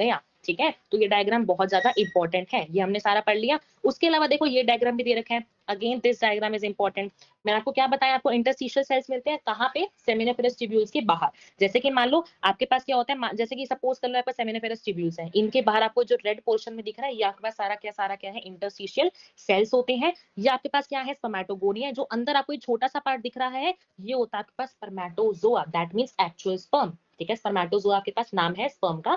ये आपके पास क्या होता है, एक्चुअल स्पर्म होता है, जो कि हम आगे देखेंगे फर्दर कैसी क्या चीजें होती हैं। ठीक है, नेक्स्ट पार्ट देखो। अब देखो हमने आपको बता दिया मैंने ग्लैंस पेनिस क्या होता है, जो कि कवर्ड होता है लूज फोल्ड ऑफ स्किन से, जिसको हम कहते हैं फोरस्किन। ठीक है, और मेल एक्सटर्नल जेनिटल को हम क्या बोलते हैं, पीनस। Very important question. ठीक है, डक्स के बारे में आपको बता दिया कौन सी 3 डक्स होती हैं जिनकी सिक्रीशन, ये तीनों डक्स की सिक्रीशन क्या क्या क्या सिक्रीशन होता है उनके डक्स में, फ्रक्टोज, कैल्शियम और आपके पास कुछ एंजाइम्स। मींस ये जो ग्लैंड जब अपनी सिक्रीशन निकालेगी, जब अपने मीन सिंपली बोलो सिक्रीशन सबको पता है ना, जब अपनी सिक्रीशन कुछ भी देंगी तो उनके सिक्रीशन में क्या क्या होता है, फ्रक्टोज होता है, कैल्शियम होता है, कुछ एंजाइम्स होते हैं, जो कि अल्टीमेटली मेरे पास क्या बनाते हैं, समाइनल प्लाज्मा बनाते हैं। और एक पॉइंट याद रखना मेरे पास यहाँ पे देखो, बल्बो यूरेथ्रल ग्लैंड जो होती है, लिखा है ना secretion of bulbo urethral gland जो होती है वो लुब्रिकेशन में हेल्प करती है। दैट मींस कोई स्लिपरी सरफेस ना हो, स्लिपरी सी सीमेन ना हो, उसकी हमें देखो लुब्रिकेशन भी तो करा के रखनी है ना पीनस की। उसका काम क्या होता है, हमारे पास लुब्रिकेशन का काम कौन करता है, हमारे पास बल्बो यूरेथ्रल ग्लैंड्स हमारे पास सिक्रीशन करती है। ठीक है, एक पॉइंट और इंपॉर्टेंट है, सी हमारे पास देखो, चाहे हमारे पास सेमाइनल वेसिकल हो, चाहे हमारे पास प्रोस्ट्रेट हो, चाहे हमारे पास बल्बो यूरेथ्रल ग्लैंड हो, ये हमारे पास पेयर्ड होती है, ये भी पेयर्ड होती है, लेकिन प्रोस्ट्रेट हमारे पास अनपेयर्ड होती है। दैट मींस ये हमारे पास 2 होती हैं, ये भी 2 होती हैं और ये हमारे पास 1 होती है। नीट 2016 में इसका क्वेश्चन आया था कि हमारे पास जो अनपेयर्ड वाली जो ग्लैंड है उसका एग्जाम्पल बताओ, you will say prostate gland. ठीक है, सबको समझ में आ गया, सबको समझ में आ गया। ओके, थम्स अप दे दो फटाफट से अगर सबको समझ में आ गया तो। दे दो सबको, थम्स अप दे दो सब। ओके, चलो हम आगे पढ़ते हैं। देखो अब देखो ये पीनस का जो मैं आपको थोड़ा सा बताऊंगी। देखो हम ये तो हमने पढ़ लिया ग्लांस पीनस होता है जो कि आपका फोर स्किन से। ओके ओके ओके, सबको समझ में आ गया। ठीक है ठीक है ठीक है, चलो नेक्स्ट देखते हैं। ये देखो अब क्या होता है, अगर मैं आपको देखो जो आपका पीनस है, अगर मैं आपको उसके देखो, हम सबको पता है हमारे पास ना डोर्सल 2 व्यूज होती है। एक होती है डोर्सल, या मैं सिंपल बोलूं एंटिको डोर्सल, एक होती है फ्रंट व्यू। जैसे कि डोर्सल तुम्हारा पीछे वाला, फ्रंट वाला तुम्हारा आगे वाला। इसी तरह से अगर हम अपने पीनस को भी स्टडी करें, ये हमारा आपको डोर्सल वाला दिखेगा, ये आपको वेंट्रल वाला सरफेस दिखेगा। अगर हम पीनस के डोर्सल वाले टिश्यूज को स्टडी करें, डोर्सल वाले टिश्यूज को, हमारे पीनस के पास 2 तरह के आपको डोर्सल टिश्यूज मिलते हैं। उनका नाम क्या है, कॉर्पोरा कावर्नोसा। ठीक है, उनका नाम क्या है, कॉर्पोरा कावर्नोसा। ठीक है, और जो वेंट्रल साइड, अगर मतलब अगर मान लो आपको पीनस की जो आपकी वेंट्रल साइड पे अगर आप वहां के टिश्यूज को स्टडी करो, वो टिश्यूज आपके होते हैं कॉर्पोरा स्पॉन्जियोसम। ठीक है, एनसीईआरटी में नहीं है, अगेन बता रही हूँ, बट थोड़ा सा आइडिया तो एटलीस्ट तुम सुन तो सकते हो ना। ठीक है। तो आपके डोर्सल व्यू में आपको कौन से टिश्यू दिखते हैं? कॉर्पोरा आपके पास कैवर्नोसा, और वेंट्रल में आपको कौन से दिखते हैं? कॉर्पोरा स्पॉन्जियोस्पर्म आपको दिखते हैं। इन्हीं कॉर्पोरा स्पॉन्जियोस्पर्म के थ्रू आपके पास क्या होता है? अंदर मींस आपके पास वेंट्रल साइड पे आपको क्या मिलता है? यूरेथ्रा रन कर रहा होता है, और यूरेथ्रा के थ्रू ही हमारे पास, हम सबको पता है, हमारे जो स्पर्म्स हैं, सीमेन है, वो बाहर आते हैं। ठीक है, बस इसका थोड़ा सा आइडिया लेके चल लो कौन से टिश्यूज हमारे पास होते हैं। ठीक है, अब हम स्टडी करेंगे the most important topic, that is spermatogenesis, जिससे आपके न्यूमेरिकल्स भी आते हैं। ठीक है, अब देखो स्पर्मेटोजेनेसिस जो होती है हमारे पास प्यूबर्टी के टाइम पे स्टार्ट होती है, इतना तुम सबको पता होगा। ठीक है, प्यूबर्टी जो भी आपकी 12-13 ईयर जैसे गेन होते हैं, उस टाइम पे जो स्पर्म प्रोडक्शन है वो स्टार्ट हो जाती है। ठीक है, कैसी होती है? देखो, जो आपके पास सेमिनिफेरस, मैं आपको बताया था ना, यहाँ पे आपके पास क्या होती है? सेमिनिफेरस ट्यूब्यूल्स के बाहर आपको क्या मिलता है? स्पर्मेटोगोनियम आपके सेल्स आपके जो है वो मिलते हैं। ये जो होते हैं ना, आपके जर्मिनल एपिथेलियम से कवर्ड होते हैं। अगर तुमने एनिमल सॉरी अपने स्ट्रक्चर ऑर्गेनाइजेशन में टिश्यूज वाला चैप्टर पढ़ा हो क्लास 11th में, वहां पे तुम्हें एपिथेलियम के टाइप्स मिलते हैं। ठीक है, तो बस इतना से याद रख लो, जो तुम्हारी सेमिनिफेरस ट्यूब्यूल्स में जो आपके स्पर्मेटोगोनिया होते हैं, वो पहली बात तो जर्मिनल एपिथेलियम से आपके पास कवर्ड होते हैं। मींस वहां पे कौन सा एपिथेलियम प्रेजेंट होता है? क्वेश्चन आता है, तुम कहोगे जर्मिनल एपिथेलियम। और जर्मिनल एपिथेलियम होता कैसा है? तुम कहोगे क्यूबॉइडल। देखो, तो मैं तरह से मैं सिंपल बताऊं, ऐसे क्यूबॉइडल टाइप के शेप दिख रहे हैं ना, तो इसको याद रखना, कौन सा एपिथेलियम होता है? Germinal epithelium. ठीक है, अब हम स्टडी करेंगे अपना यहाँ पे स्पर्मेटोजेनेसिस का प्रोसेस। देखो, हमारा जो स्पर्मेटोजेनेसिस का प्रोसेस होता है, वो हमारा स्टार्ट होता है प्रिमोर्डियल फॉलिकल से। किससे स्टार्ट होता है हमारे पास? प्रिमोर्डियल फॉलिकल से। एक प्रिमोर्डियल फॉलिकल, प्रिमोर्डियल, देखो प्रिमोर्डियल नाम से पता चल रहा है, मींस आपके पास ये इनिशियल स्टेजेस होंगी, इनमें कुछ ना कुछ डिविजन्स हो के आपके पास एट द एंड में बोलूं तो स्पर्म्स जो है वो बनते हैं। ठीक है, एक पॉइंट यहाँ से सिंपल याद रख लो, एक प्रिमोर्डियल फॉलिकल आपके पास अराइज देता है 4 स्पर्मेटोगोनियम को। कितनों को? 4 स्पर्मेटोगोनियम को। एज यू कैन सी, ये आपके पास है प्रिमोर्डियल फॉलिकल। एक प्रिमोर्डियल फॉलिकल ने कितने स्पर्मेटोगोनियम बनाए? 1 2 3 4। कैसे बनाए? माइटोसिस करके। सबको पता है, जब हमारे पास माइटोसिस होती है, 1 से 2 बनते हैं, 2 से 4 बनते हैं। इतना तो सबको पता है ना, माइटोसिस मियोसिस क्या होती है। तो एक प्रिमोर्डियल फॉलिकल से आपके पास क्या हुआ? 4 स्पर्मेटोगोनियम बन गए। ठीक है, अब क्या होगा? आपके पास जो एक स्पर्मेटोगोनियम होगा, एक स्पर्मेटोगोनियम जो होगा, वो आपके पास यहाँ पे क्या शो करेगा? डिफरेंशिएशन शो करता है। क्या शो करता है आपके पास? अभी आपको एनसीईआरटी से भी दिखाऊंगी। ठीक है, एक आपके पास जो स्पर्मेटोगोनियम बना, वो आपके पास क्या शो करेगा? डिफरेंशिएशन आपके पास यहाँ पे शो करता है। ठीक है, डिफरेंशिएशन करके अब जैसे आपके पास ये जो है आपके पास बन जाता है प्राइमरी स्पर्मेटो। अब देखो, जैसे 4 में से देखो, 4 आपके पास स्पर्मेटोगोनियम यहाँ पे आपके पास बन चुके हैं। 4 में से आपके पास इसने डिफरेंशिएशन, एक डिफरेंशिएशन शो करेगा, अल्टीमेटली ये मेरे पास बन जाएगा प्राइमरी स्पर्मेटोसाइट। क्या बन जाएगा? Primary spermatocyte. प्राइमरी स्पर्मेटोसाइट जो मेरे पास है, वो मेरे पास अराइज देगा 2 सेकेंडरी स्पर्मेटोसाइट को। देखो, अगर आपको एनसीईआरटी का डायग्राम दिखाऊं, एनसीईआरटी के डायग्राम से समझोगे तो आपको अच्छे से समझ आएगा। ये देखो, यहाँ पे आपको एनसीईआरटी में ना प्रिमोर्डियल फॉलिकल का दे रखा, डायरेक्ट आपको स्पर्मेटोगोनियम से दे रखे हैं, तो डायरेक्ट हम देखते हैं। आपके पास क्या हुआ? स्पर्मेटोगोनियम था, उसने यहाँ पे माइटोसिस शो, देखो यहाँ लिखा हुआ है ना, माइटोसिस शो करी। माइटोसिस शो करते आपके पास क्या बन गया? एक प्राइमरी स्पर्मेटोसाइट आपके पास बन गया। प्राइमरी स्पर्मेटोसाइट आपके पास जैसे ही बना, आपके पास क्या हुआ यहाँ पे? फिर आपके पास यहाँ पे देखो डिवीजन लिखा है, फर्स्ट मियोटिक डिवीजन। याद रखना, मियोटिक डिवीजन होती है। क्वेश्चन आता है आपके पास कि प्राइमरी स्पर्मेटोसाइट में जब आपके पास पहली मियोटिक डिवीजन होती है, तो क्या बनता है? आप कहोगे सेकेंडरी स्पर्मेटोसाइट। फिर क्वेश्चन आएगा, जब सेकेंडरी स्पर्मेटोसाइट में फिर से मियोसिस होती है, तो आपके पास क्या बनते हैं? स्पर्मेटिड बनते हैं। क्या बनते हैं? स्पर्मेटिड बनते हैं। फिर क्या होता है? अब देखो, जो भी आपके पास ये जो जो प्रोसेस चलता है ना, इसको हम बोलते हैं स्पर्मेटोसाइटोजेनेसिस। एनसीईआरटी में नहीं है, बट याद कर लो, स्पर्मेटोसाइटोजेनेसिस ये प्रोसेस का नाम होता है। ठीक है, उसके बाद क्या है? इस स्पर्म, ये देखो, ये स्पर्मी जो हमारे पास स्पर्मेटिड जो है बन गए। इन स्पर्मेटिड से, अब देखो, आप जनरल जनरल लैंग्वेज में क्या यूज करते हो? या तो आप स्पर्मेटोजोआ बोलोगे, या तो आप सिंपल स्पर्म्स बोलोगे। स्पर्मेटिड पिड तो कभी नहीं सुना ना ऐसा। तो क्या होता है? स्पर्मेटिड में डिफरेंशिएशन होती है, जिससे अल्टीमेटली हमारे पास बन जाते हैं स्पर्मेटोजोआ, या फिर मैं सिंपल बोलूं तो हमारे पास स्पर्म्स बन जाते हैं। ठीक है, और इस प्रोसेस को, जिसमें हमारे स्पर्मेटिड जो होते हैं वो डिफरेंशिएशन शो करके स्पर्मेटोजोआ बनते हैं, उस प्रोसेस को हम कहते हैं स्पर्मियोजेनेसिस। वेरी इंपॉर्टेंट क्वेश्चन, यहां से तो जरूर क्वेश्चन आता है, स्पर्मियोजेनेसिस क्या है और स्पर्मिएशन। अभी हम स्पर्मिएशन पढ़ेंगे, फिलहाल इतना समझ लो। डिफरेंशिएशन शो हुई हमारे पास प्राइमरी स्पर्मेटोसाइट से। प्राइमरी स्पर्मेटोसाइट से पहली मियोटिक डिवीजन करी, हमारे पास कितने बने? 2 सेकेंडरी स्पर्मेटोसाइट्स। याद रखना, एक प्राइमरी स्पर्मेटोसाइट डिवीजन शो करेगा, कितने बन जाएंगे? 2 सेकेंडरी स्पर्मेटोसाइट्स। 2 सेकेंडरी स्पर्मेटोसाइट्स बने तो आपके पास कितने स्पर्म्स बन गए? 4। कितने? 4 बन गए ना? कितने बन गए? 4। इस चीज को देखो, एक इसमें सीक्वेंस की तरह याद करो बिल्कुल। देखो, मैं सिंपल तुम्हें बता देती हूँ। एक जो प्राइमरी, तुम्हारे पास जो एक प्राइमरी स्पर्मेटोसाइट होता है, एक प्राइमरी स्पर्मेटोसाइट जो होता है, वो तुम्हें देता है 4 स्पर्म्स। कितने देता है? 4 स्पर्म। और एक सेकेंडरी स्पर्मेटोसाइट, और मैं अगर सिंपल बोलूं, एक सेकेंडरी स्पर्मेटोसाइट जो होता है, वो तुम्हें कितने देता है? 2 स्पर्म्स, ठीक है? इसको तुमने अगर याद कर लिया ना, तुम्हारे सारे न्यूमेरिकल्स वहाँ पे बन जाएँगे, ठीक है? याद रखना, एक प्राइमरी स्पर्मेटोसाइट 4 देता है, एक सेकेंडरी वाला आपको कितने देता है? 2 स्पर्म्स को देता है, ठीक है? इतनी सीक्वेंस याद करो, ठीक है? यही यहाँ पे देखो लिखा हुआ है, अगर मैं आपको सिंपल एनसीईआरटी से भी दिखाऊँ, क्या होता है आपके पास? स्पर्मेटोजेनेसिस से आपका काम शुरू होता है, स्पर्मेटोगोनिया होता है, जो कि आपको कहाँ मिलता है? सेमिनिफेरस ट्यूब्यूल्स की अंदर वाली वॉल पे, बताया था ना ऐसे? अंदर वाली वॉल पे आपको इस तरह से मिलता है, ठीक है? वो क्या करेगा, अपने पहले माइटोटिक डिवीजन करेगा ताकि उनके नंबर बढ़ जाए, क्योंकि जितने स्पर्मेटोगोनिया होंगे उतने ज्यादा स्पर्म्स प्रोड्यूस होंगे। तो पहले अपना नंबर बढ़ाएगा, उसके बाद क्या होगा? प्राइमरी स्पर्मेटोसाइट मेयोसिस में जाएगा, मेयोसिस जाने के बाद आपके पास क्या क्या चीजें होंगी? सेकेंडरी स्पर्मेटोसाइट बनेगा, और फिर क्या होगा? जो कि 23 क्रोमोसोम का होगा। देखो, अगर आपको इसमें भी दिखाऊं, ये देखो, आपके पास स्पर्मेटोगोनिया, गोनिया मैंने आपको बताया था क्या होता है, एक तरह से मदर होता है, मदर होगा तो इट मींस डिप्लॉइड होगा, डिप्लॉइड होगा तभी तो मेयोसिस होके, अब इनमें आपको मैंने बताया, इनमें मेयोसिस हुई, मेयोसिस हुई तो क्या बन जाएगा? मेयोसिस में क्या होता है? रिडक्शन डिवीजन होती है, नंबर ऑफ क्रोमोसोम्स हाफ हो जाते हैं, तो 46 से कितने हो गए? 23, इसमें भी 23। तो क्वेश्चन आता है यहाँ पे, प्राइमरी स्पर्मेटोसाइट में वो कितने जो है नंबर ऑफ क्रोमोसोम मिलते हैं, सेकेंडरी में कितने मिलते हैं, स्पर्मेटिड में कितने मिलते हैं, यहाँ तक बस क्वेश्चन आता है, ठीक है? अब थोड़े से इसके न्यूमेरिकल्स करें, इसके न्यूमेरिकल्स करें हम, जितना हमने पढ़ा है उसके बेसिस पे हम न्यूमेरिकल्स करते हैं, ठीक है? करें? Should we start doing numericals? Okay, आज सिर्फ 2 या 3 हम न्यूमेरिकल्स करेंगे। मेन जो आपके न्यूमेरिकल्स की क्लास होगी वो हमारी होगी परसों, ठीक है? आज हम थोड़ी सी क्लैरिफिकेशन के लिए थोड़ा-सा भी क्या होता है स्पर्मेटोजेनेसिस, थोड़े से हम वो न्यूमेरिकल्स करेंगे, ठीक है? तो देखो, for the production of 200 sperms how many primary spermatocytes are required? बिल्कुल, यूनिटरी मेथड लगाओ। ऊपर क्या बताया था मैंने? एक जो हमारे पास प्राइमरी स्पर्मेटोसाइट होता है, कितनों को देता है?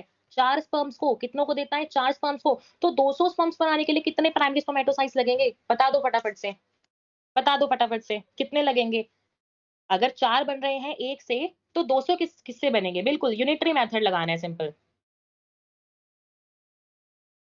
बता दो, बता दो। हाँ, बिल्कुल आपको सिंपल यूनिटरी मेथड लगाना है और आपको समझ में आ जाएगा। अच्छा, इसी क्वेश्चन में अगर मैं तुमसे पूछूँ कि सेकेंडरी स्पर्मेटोसाइट कितने लगेंगे? सेकेंडरी स्पर्मेटोसाइट कितने लगेंगे? तो तुम क्या कहोगे? अभी मैंने ऊपर बताया था, एक जो सेकेंडरी स्पर्मेटोसाइट होता है कितने बनाता है? 2 स्पर्म्स, और एक प्राइमरी कितने बनाता है? 4 बनाता है, ठीक है? तो इसका आंसर भी तुम खुद बता सकते हो यूनिटरी मेथड से। ठीक है, ठीक है, ठीक है। ये भी बिल्कुल सिंपल क्वेश्चन है, ठीक है? तो इस तरह से सिंपल क्वेश्चन आते हैं। सेक्सुअल रिप्रोडक्शन वाले चैप्टर में देखो थोड़े से मुश्किल आते हैं, ठीक है? वहाँ से तुम थोड़े-थोड़े से मुश्किल आते हैं, जो कि मैंने तुम्हें वहाँ भी इतने ईज़ी फॉर्म में बताया ना, इतने ईज़ी फॉर्म में, जिन बच्चों ने भी वो क्लास लाइव अटेंड की थी ना, सब कह के गए थे कि हाँ मैम, ये क्वेश्चन्स हमने पहली बार देखे हैं। तो वो क्लास तुम एक बार ज़रूर अटेंड करना, ठीक है? न्यूमेरिकल्स वहाँ पे बहुत अच्छे से कराए हैं, थोड़े से वहाँ पे कॉम्प्लेक्स आते हैं, ठीक है? अच्छा, नेक्स्ट क्वेश्चन देखते हैं। How many meiotic divisions are required for production of 128 sperms? देखो, अगर मैंने आपको बताया था हमारे पास क्या होता है, हमारे पास एक मेयोटिक डिवीजन जब होती है, जब मेरे पास एक मेयोटिक डिवीजन, मेरे पास क्या होता है, जब मेरे पास प्राइमरी स्पर्मेटोसाइट से ना, एक प्राइमरी स्पर्मेटोसाइट से कितने स्पर्म्स बनते हैं? 4 बनते हैं। इतना सबको पता है, एक से कितने बनते हैं? 4 बनते हैं। और ये बनते कैसे हैं? एक मेयोसिस से बनते हैं, ठीक है? एक जब हमारे पास एक मेयोसिस होती है ना, तब हमारे पास एक प्राइमरी स्पर्मेटोसाइट से 4 स्पर्म्स बनते हैं। तो यहाँ पे तुम्हें कितने बनाने हैं? 128 बनाने हैं ना, तो यहाँ पे कितने मेयोसिस लगेगी बता दो? फटाफट से, कुछ भी नहीं करना, 120 डिवाइड बाय 4 करो, आंसर आ जाएगा। ठीक है ना? क्योंकि एक स्पर्मेटोसाइट से आपके पास कितने स्पर्म बनते हैं? 4 बनते हैं, वो भी कितनी? एक मेयोसिस से। ठीक है? तो यहाँ पे क्या आंसर आ जाएगा? 128 डिवाइड बाय 4 करो, you will get your answer. ठीक है? सबको समझ में आ गया इतना? अच्छा, तो हमने स्पर्मेटोजेनेसिस तो चलो हमने अच्छे से कर ली, ठीक है? अब हम पढ़ते हैं स्पर्मेटोजेनेसिस की हार्मोनल एक्शन, कि ऐसा क्या होता है स्पर्मेटोजेनेसिस जो हो रही है, अपने आप अपने स्पर्म्स बन रहे हैं, लेकिन कुछ होता भी तो होगा ना उनके अंदर, मीन्स कुछ ना कुछ हार्मोन्स वहाँ पे आके रेगुलेट करते होंगे, तभी तो स्पर्मेटोजेनेसिस एक्चुअल में हो पाती है ना हमारे पास, ठीक है? ठीक है ना? देखो, कहीं भी आपको कुछ डाउट आता है, मैंने आपको पर्सन मेंटोरशिप के बारे में मैंने आपको अच्छे से बताया। पर्सन मेंटोरशिप में जाओगे, आपको डायरेक्टली वहाँ पे काजल 1, 2, 3 कोड वहाँ पे लगाना है।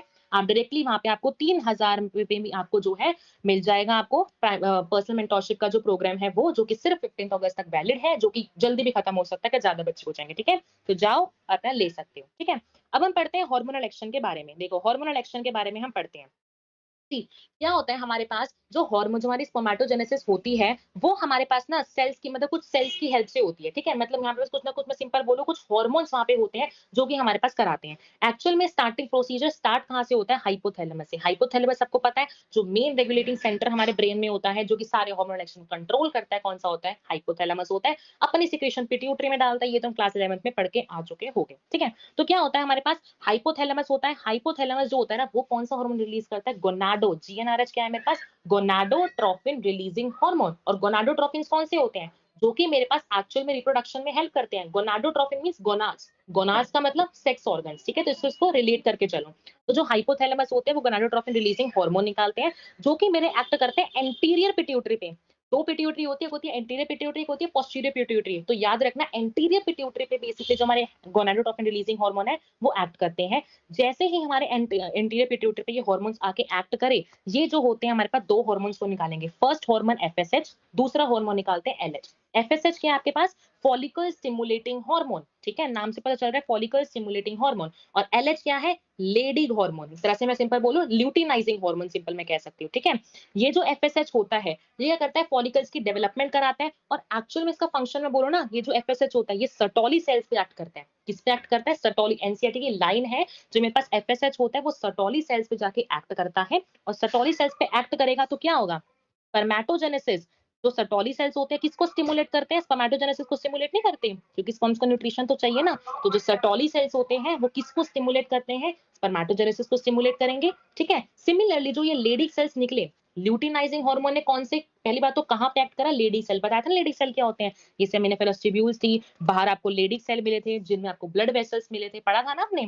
तो क्या होता है, ये जो ल्यूटिनाइजिंग हार्मोन होता है ये उन लेडी सेल्स पे जाके एक्ट करेगा और क्या रिलीज कराता है? एंड्रोजन। वेरी इंपॉर्टेंट थिंग कि हमारे पास जो ल्यूटिनाइजिंग हार्मोन होता है वो क्या सीक्रेट कराता है? एंड्रोजन निकलवाता है। कैसे? क्योंकि वो हमारे पास किसके ऊपर जाके एक्ट करता है? लेडी सेल के ऊपर जाके एक्ट करता है, ठीक है? अब देखो, अगर मान लो तुम्हारी बॉडी में क्या हुआ, तुम्हारे मिलियंस ऑफ स्पर्म जो है बन गए, तो हमें इतने ज्यादा भी नहीं चाहिए होते, कि ये नहीं हमारे पास भरपूर हो जाए, नहीं ऐसा नहीं होता। अगर हमें मान लो अपने स्पर्म्स की नंबरिंग को, अगर मान लो हमें कम करना है, अगर मान लो हमारे स्पर्म्स की नंबरिंग को हमें क्या करना है? कम करना है। उस सिचुएशन में क्या होता है, हमारे पास ये जो एफएसएच होता है ना, ये हार्मोन रिलीज करता है इनहिबिन। कौन सा हार्मोन रिलीज करता है? Inhibin. Very important thing, inhibin hormone release करता है। और ये जो इनहिबिन हार्मोन है ये करता है नेगेटिव फीडबैक देता है। कैसा फीडबैक देता है? नेगेटिव फीडबैक देता है एफएसएच को, ताकि एफएसएच अपना काम ना कर पाए। एफएसएच अपना काम नहीं करेगी, सर्टोली सेल्स न्यूट्रिशन नहीं दे पाएंगे, न्यूट्रिशन नहीं मिलेगा स्पर्म्स को, फर्टिलाइजेशन नहीं हो पाएगी, मींस सिंपली बोलो तो स्पर्म्स आपके नंबर में कम हो जाएंगे। तो इनहिबिन क्या काम करता है? नेगेटिव फीडबैक देता है किसको? एफएसएच को। डायरेक्टली क्वेश्चन आता है। सिमिलरली ये जो एंड्रोजन हमारे पास होते हैं, ये 2 को नेगेटिव फीडबैक देते हैं। एक तो एलएच को नेगेटिव फीडबैक देते हैं, एक ये नेगेटिव फीडबैक देते हैं आपके गोनाडोट्रोफिन रिलीजिंग हार्मोन को, ताकि स्पर्म्स का नंबर एक्चुअल में क्या हो जाए? कम हो जाए। तो याद रखना एंड्रोजन किसको नेगेटिव फीडबैक देते हैं, और आपके पास जो ये जो एलएच होता है, एफएसएच होता है, ये किसको नेगेटिव फीडबैक देता है? क्यों देना होता है negative feedback? To decrease the number of sperms, ठीक है? ये आपका देखो एनसीईआरटी में लिखा हुआ है, गोनाडोट्रोफिन रिलीजिंग हार्मोन होता है, एंटीरियर पिट्यूटरी पे एक्ट करता है, स्टिमुलेट कराता है, 2 गोनाडोट्रोफिन्स को निकालता है। गोनाडोट्रोफिन्स का एग्जांपल क्या है? एलएच और एफएसएच। एलएच और एफएसएच क्या है? गोनाडोट्रोफिन्स के एग्जांपल है, ठीक है? फिर एफएसएच सर्टोली पे एक्ट करता है। ये हम सारा कुछ पढ़ चुके हैं। जब हम यहाँ पे पढ़ लेते हैं ना, एक बार जाके ना एनसीईआरटी रीड करा करो, और मैं तुम्हें 100% कह सकती हूँ एनसीईआरटी जब तुम रीड करोगे ना, तुम्हें वहां पे एक-एक लाइन बनेगी तुम्हारी वहां पे, क्योंकि सारा एनसीईआरटी से रिलेटेड होता है बिल्कुल, ठीक है? ठीक है? फीमेल रिप्रोडक्टिव सिस्टम स्टार्ट करें? फीमेल रिप्रोडक्टिव सिस्टम स्टार्ट करें? सबको समझ में आ गया? थम्स अप दे दो। कोई डाउट अभी तक किसी को? हाँ, सबके आंसर्स ठीक थे न्यूमेरिकल्स में, बिल्कुल ठीक है। जो इसके थोड़े कॉम्प्लेक्स न्यूमेरिकल्स होंगे वो हम अपनी नेक्स्ट क्लास में करेंगे, ठीक है? चलो फीमेल रिप्रोडक्टिव अपना सिस्टम शुरू करते हैं, मेल वाला हमारा खत्म हो जाता है, ठीक है? थोड़ा सा जो बचा है वो हम अपना कर लेंगे। फिलहाल हम शुरू करते हैं female reproductive system. Female reproductive system जैसे हमने मेल्स में पढ़ा था, हमारे पास प्राइमरी सेक्स ऑर्गन्स होते हैं, सेकेंडरी होते हैं। सिमिलरली हमारे पास फीमेल्स में भी क्या होता है? प्राइमरी होंगे और सेकेंडरी होंगे। जैसे मेल्स में प्राइमरी सेक्स ऑर्गन क्या था? टेस्टिस था। फीमेल्स में क्या होगा? ओवरी। बिकॉज इस ओवरी से ही आपके पास, जैसे यहाँ पे स्पर्मेटोजेनेसिस थी, यहाँ पे oogenesis होगी। oogenesis मींस एग फॉर्मेशन, ठीक है? और जैसे वहां पे टेस्टिकुलर हार्मोन्स जो कि एंड्रोजन था वो निकले थे, यहाँ पे ओवरियन हार्मोन्स निकलेंगे। कौन से? एस्ट्रोजन और प्रोजेस्टेरोन। कौन से होते हैं? एस्ट्रोजन और प्रोजेस्टेरोन। कौन निकालेगा? ओवरी। तभी हमने इनको क्या कहा? हमारा प्राइमरी सेक्स ऑर्गन कहा। सिमिलरली सेकेंडरी, जैसे सेकेंडरी ऑर्गन वहां पे क्या थे? सारी डक्स थी, रेटिटेस्टिस हो गया, ग्लैंड्स थी, एक्सटर्नल जेनिटलिया था। सिमिलरली सेकेंडरी सेक्स ऑर्गन यहाँ पे भी यही काम रहेगा। ओविडक्ट हो गया आपके पास, सर्विक्स हो गया आपके पास, वेजाइना हो गया, आपका जितनी भी ग्लैंड्स है वो हो गई, लास्ट में कहूँ आपके पास वल्वा जो कि मेन एक्सटर्नल जेनिटलिया होता है वो सब हो गया। तो ये सारी चीजें आ जाएगी आपके पास सेकेंडरी में। देखो वही आपके पास एनसीईआरटी में लिखा हुआ है, क्या क्या आएगा? पेयर ऑफ ओवरीज, 2 ओवरीज रहती हैं, ओविडक्ट होगा, यूट्रस होगा, सर्विक्स होगा, वेजाइना होगा, एक्सटर्नल जेनिटलिया होगा, मेमरी ग्लैंड्स होंगी। भी मेमोरी ग्लैंड्स भी हम पढ़ेंगे, मेमोरी ग्लैंड्स होंगी जो कि हमारे पास इंडियन टाइम पे रेगुलेट होती हैं। जैसे हमने टेस्टिस की डायमेंशन पढ़ी थी, ओवरी की डायमेंशन भी पढ़ लो, कितनी होती है, 2 से 4 सेंटीमीटर होती है लेंथ में। लेंथ मतलब इस तरह से जो ओवरी की डायमेंशन होती है वो होती है वेरी इंपॉर्टेंट थिंग डायमेंशन, ठीक है। अब देखो अब हम स्टडी करेंगे अपना यूट्रस का डायग्राम, ठीक है। यूट्रस का डायग्राम बनवाओगे डायरेक्ट एनसीईआरटी से। चलो हम एनसीईआरटी से देख लेते हैं। देखो क्या होता है, हमारा ये जो है यूट्रस का डायग्राम रहता है, ठीक है। हमारा यूट्रस के ना, जो यूट्रस में 3 हमारे पास जो होती हैं, वो हमें सिंपल बोलो, हमारे पास डक्ट्स रहती हैं। 3 हमारे पास रहती हैं। आपके पास पहली होती है इनफंडिबुलम, फिर होता है एम्पिला, लास्ट होता है हमारे पास इस्थमस। जो इनफंडिबुलम होता है ना, ये देखो अभी आपके पास पहली बात तो आपके पास जो यूट्रस है वो रहता कैसे, पियर शेप का, नाशपति होती है, पियर शेप का जो होता है आपके पास यूट्रस जो है वो वैसा रहता है, ठीक है। अब क्या होता है, हमें पता है हमारे यूट्रस में क्या होता है, ओवरी होती है। ओवरी हर मंथ क्या करती है, एक एक एग निकालती है, जिससे हमें पता है फर्टिलाइज वो सॉरी मेंस्ट्रुअल साइकिल जो है वो होती है, सबको पता है इतना, ठीक है। तो क्या होता है हमारे पास यहाँ पे, हमें ना 3 तरह की दिखेंगी। फर्स्ट आता है हमारे पास इनफंडिबुलम। जो इनफंडिबुलम होता है ना, जैसे कि मान लो ये हमारे पास ओवरी थी, ये हमारे पास क्या थी, हमारे पास ओवरी थी। इस ओवरी ने क्या करा, एक एग निकाला, ये एग निकाला। अब इस एग को कैरी करना है ना, क्योंकि देखो जैसे मान लो मैं सिंपल बताऊं आपको, मान लो मेरे पास मेल गैमीट यहाँ पे आया, मेल गैमीट ड्यूरिंग कॉपुलेशन मेरे पास यहाँ पे आया, इस तरह से मेल गैमीट जो है वो आया। यहाँ पे उसको एंटर करना है, फीमेल रिप्रोडक्टिव ट्रैक में एंटर कर रहा है। और ट्रैक में एंट्री करने के बाद पहली बात तो एक ऐसी एक जगह होनी चाहिए जहाँ पे आपकी एक्चुअल जाके फर्टिलाइजेशन होगी। तो वो आपकी कौन सी जगह होती है, एम्प्यूला। क्या कहते हैं उस जगह को, एम्प्यूला। मीन स्पर्म यहाँ पहुंच पहुंच के यहाँ उसको स्पर्म को यहाँ पहुंचना पड़ेगा। और ये जो एग आ रहा है, इस एग को पहली बात तो कैरी कौन करेगा, इनफंडिबुलम। इनफंडिबुलम एक तरह से कुछ फिंगर लाइक प्रोजेक्शंस होती हैं जो कि क्या करती है, कैरी करती हैं वो जो एग आ रहा होता है उसको, ठीक है। तो क्या होगा, इस एग को भी कहाँ लेके जाना है, इस वाले रीजन पे, और यहाँ से जो स्पर्म सारे इनको भी इस वाले रीजन पे लेके आना है, ताकि एक्चुअल में क्या हो पाए, फर्टिलाइजेशन हो पाए। तो क्वेश्चन यहाँ पे आता है कि हमारे पास साइट जो है फर्टिलाइजेशन की क्या होती है, विल डायरेक्टली से एम्प्यूला। क्या होती है हमारे पास, एम्प्यूला। एम्प्यूला क्या होती है हमारे पास, साइट ऑफ फर्टिलाइजेशन मानी जाती है, ठीक है। अब क्या होगा, इनफंडिबुलम पढ़ लिया, एम्प्यूला पढ़ लिया। एम्प्यूला के बाद थर्ड पार्ट आता है जिसको हम कहते हैं इस्थमस। इस्थमस ये कैसा पार्ट है हमारे पास, नैरोएस्ट पार्ट होता है। इस्थमस कैसा होता है हमारे पास, सबसे पतला, ये देखो सबसे पतला पार्ट दिख रहा है, इस्थमस हमें यहाँ पे दिखेगा, ठीक है। तो और उसके बाद देखो थोड़ी सी हम यहाँ पे मेम्ब्रेन्स पढ़ लेते हैं। देखो हमारे पास क्या होती है, हमारे पास ना कुछ मेम्ब्रेन्स प्रेजेंट होती हैं। क्या होते हैं हमारे मेम्ब्रेन्स प्रेजेंट होती हैं, क्या होता है, देखो जब भी मेंस्ट्रुअल साइकिल होती है उस टाइम पे हमारे पास जो सबसे अंदर वाली लेयर, एंडो का मतलब ये होता है सबसे अंदर वाली लेयर। ये जो एंडो अंदर वाली, जो एंडोमीट्रियम वाली जो सबसे अंदर वाली लेयर होती है, ये हमारे पास क्या होता है ड्यूरिंग मेंस्ट्रुएशन साइकिल में क्या होता है हमारे पास, ये जो होती है एंडोमेट्रियम की जो लाइनिंग, जिसके पास हमें ब्लड वेसल्स मिलते हैं। वेरी इंपॉर्टेंट, इसको एनसीईआरटी से दिखाऊंगी। फिलहाल समझो, जो एंडोमेट्रियम होता है इसके पास ब्लड वेसल्स होते हैं। हर एक मेंस्ट्रुअल साइकिल में क्या होता है, ये जो एंडोमेट्रियम होती है वो ब्रेक करती है। एंडोमेट्रियम जैसे ही ब्रेक करती है, हमारे पास जो यहाँ से ब्लड है वो बाहर आता है, ठीक है। सेकंड मींस बीच की लेयर जो होती है उसको हम कहते हैं मायोमेट्रियम। और सबसे जो बाहर, पेरी का मतलब ये होता है सराउंडिंग, सबसे जो बाहर की लेयर होती है उसको हम कहते हैं पेरीमेट्रियम, ठीक है।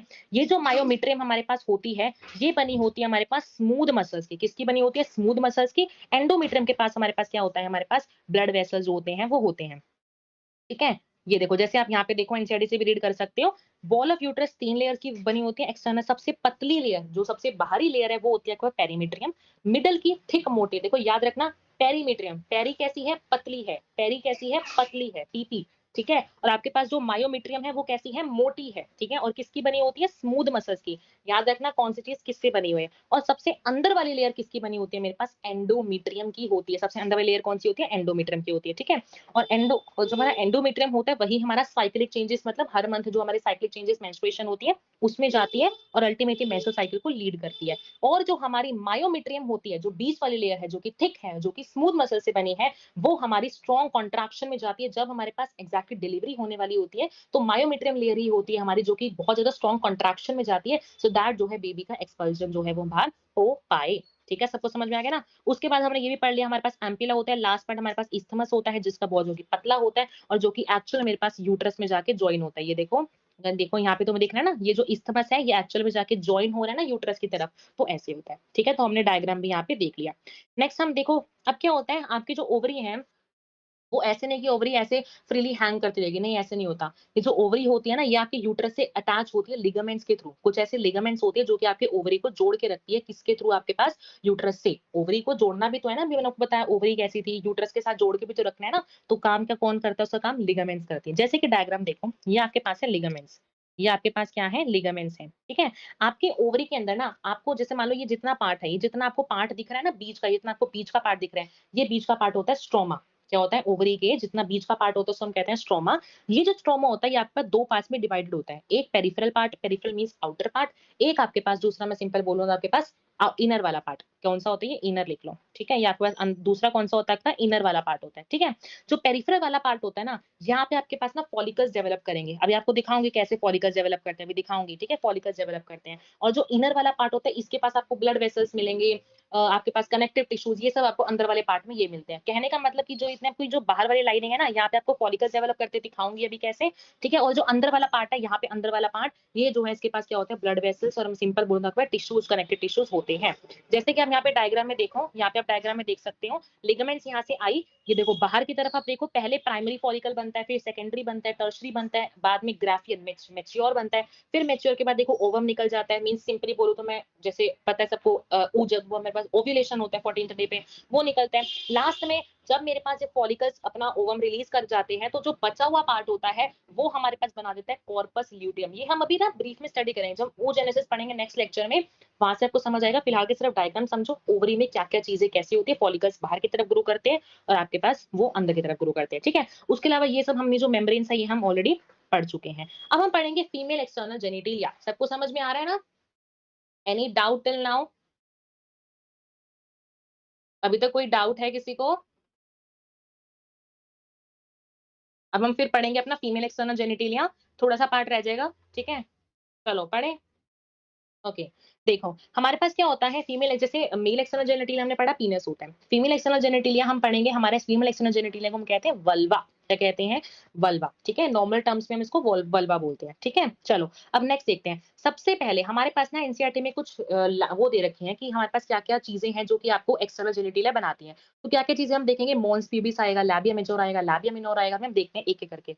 सबसे पहले जो आउटर मोस्ट लेयर होती है आपके वल्वा की, जो कि आपकी कवर्ड होती है स्किन से, या मैं सिंपल बोलूं कुछ हेयर से, उसको हम कहते हैं मॉन्स प्यूबिस। ये देखो ये आपकी तरह क्या होती है, एक तरह से मॉन्स प्यूबिस, कुछ हेयर से कवर्ड, कुछ स्किन होगी। सबसे बाहर वाली लेयर को हम कहते हैं मॉन्स प्यूबिस। क्या कहते हैं? Mons pubis.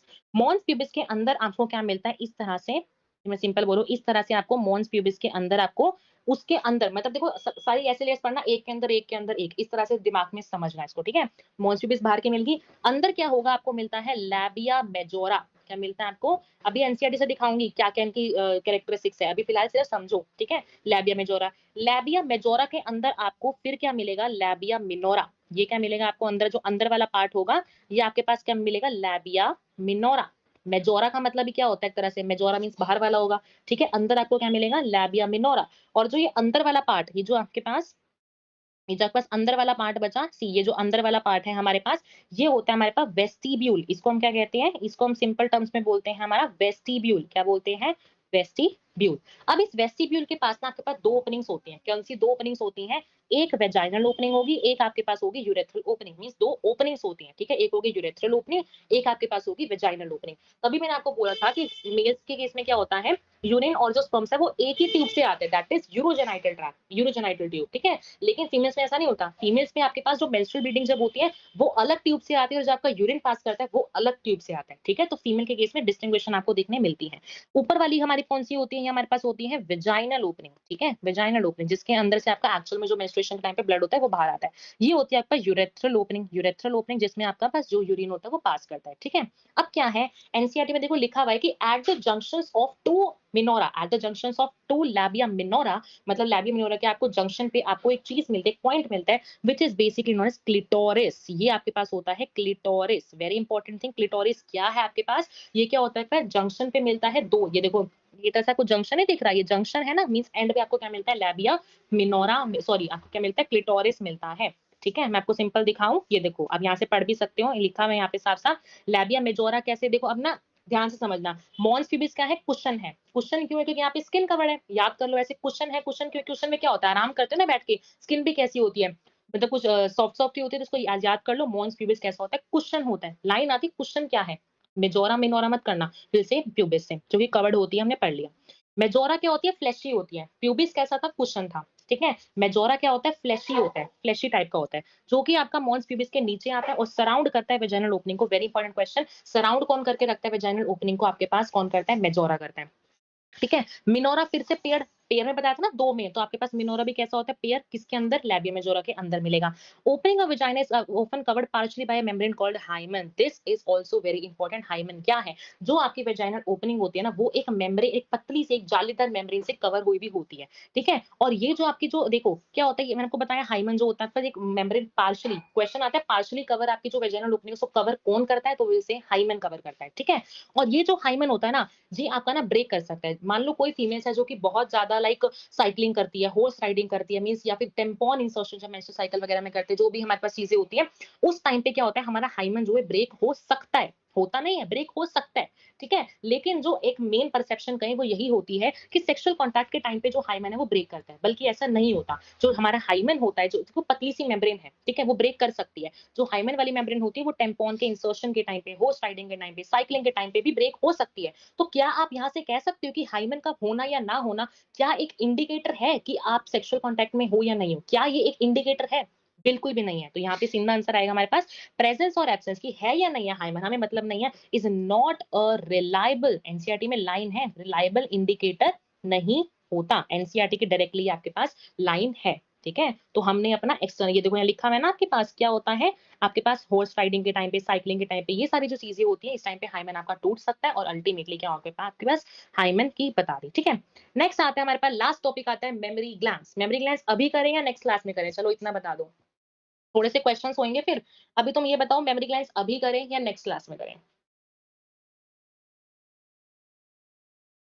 बता दो फटाफट फिर थोड़े से क्वेश्चंस करेंगे फिर छोड़ देंगे अभी बताओ मेमोरी ग्लैंड्स अभी करनी है या नेक्स्ट क्लास में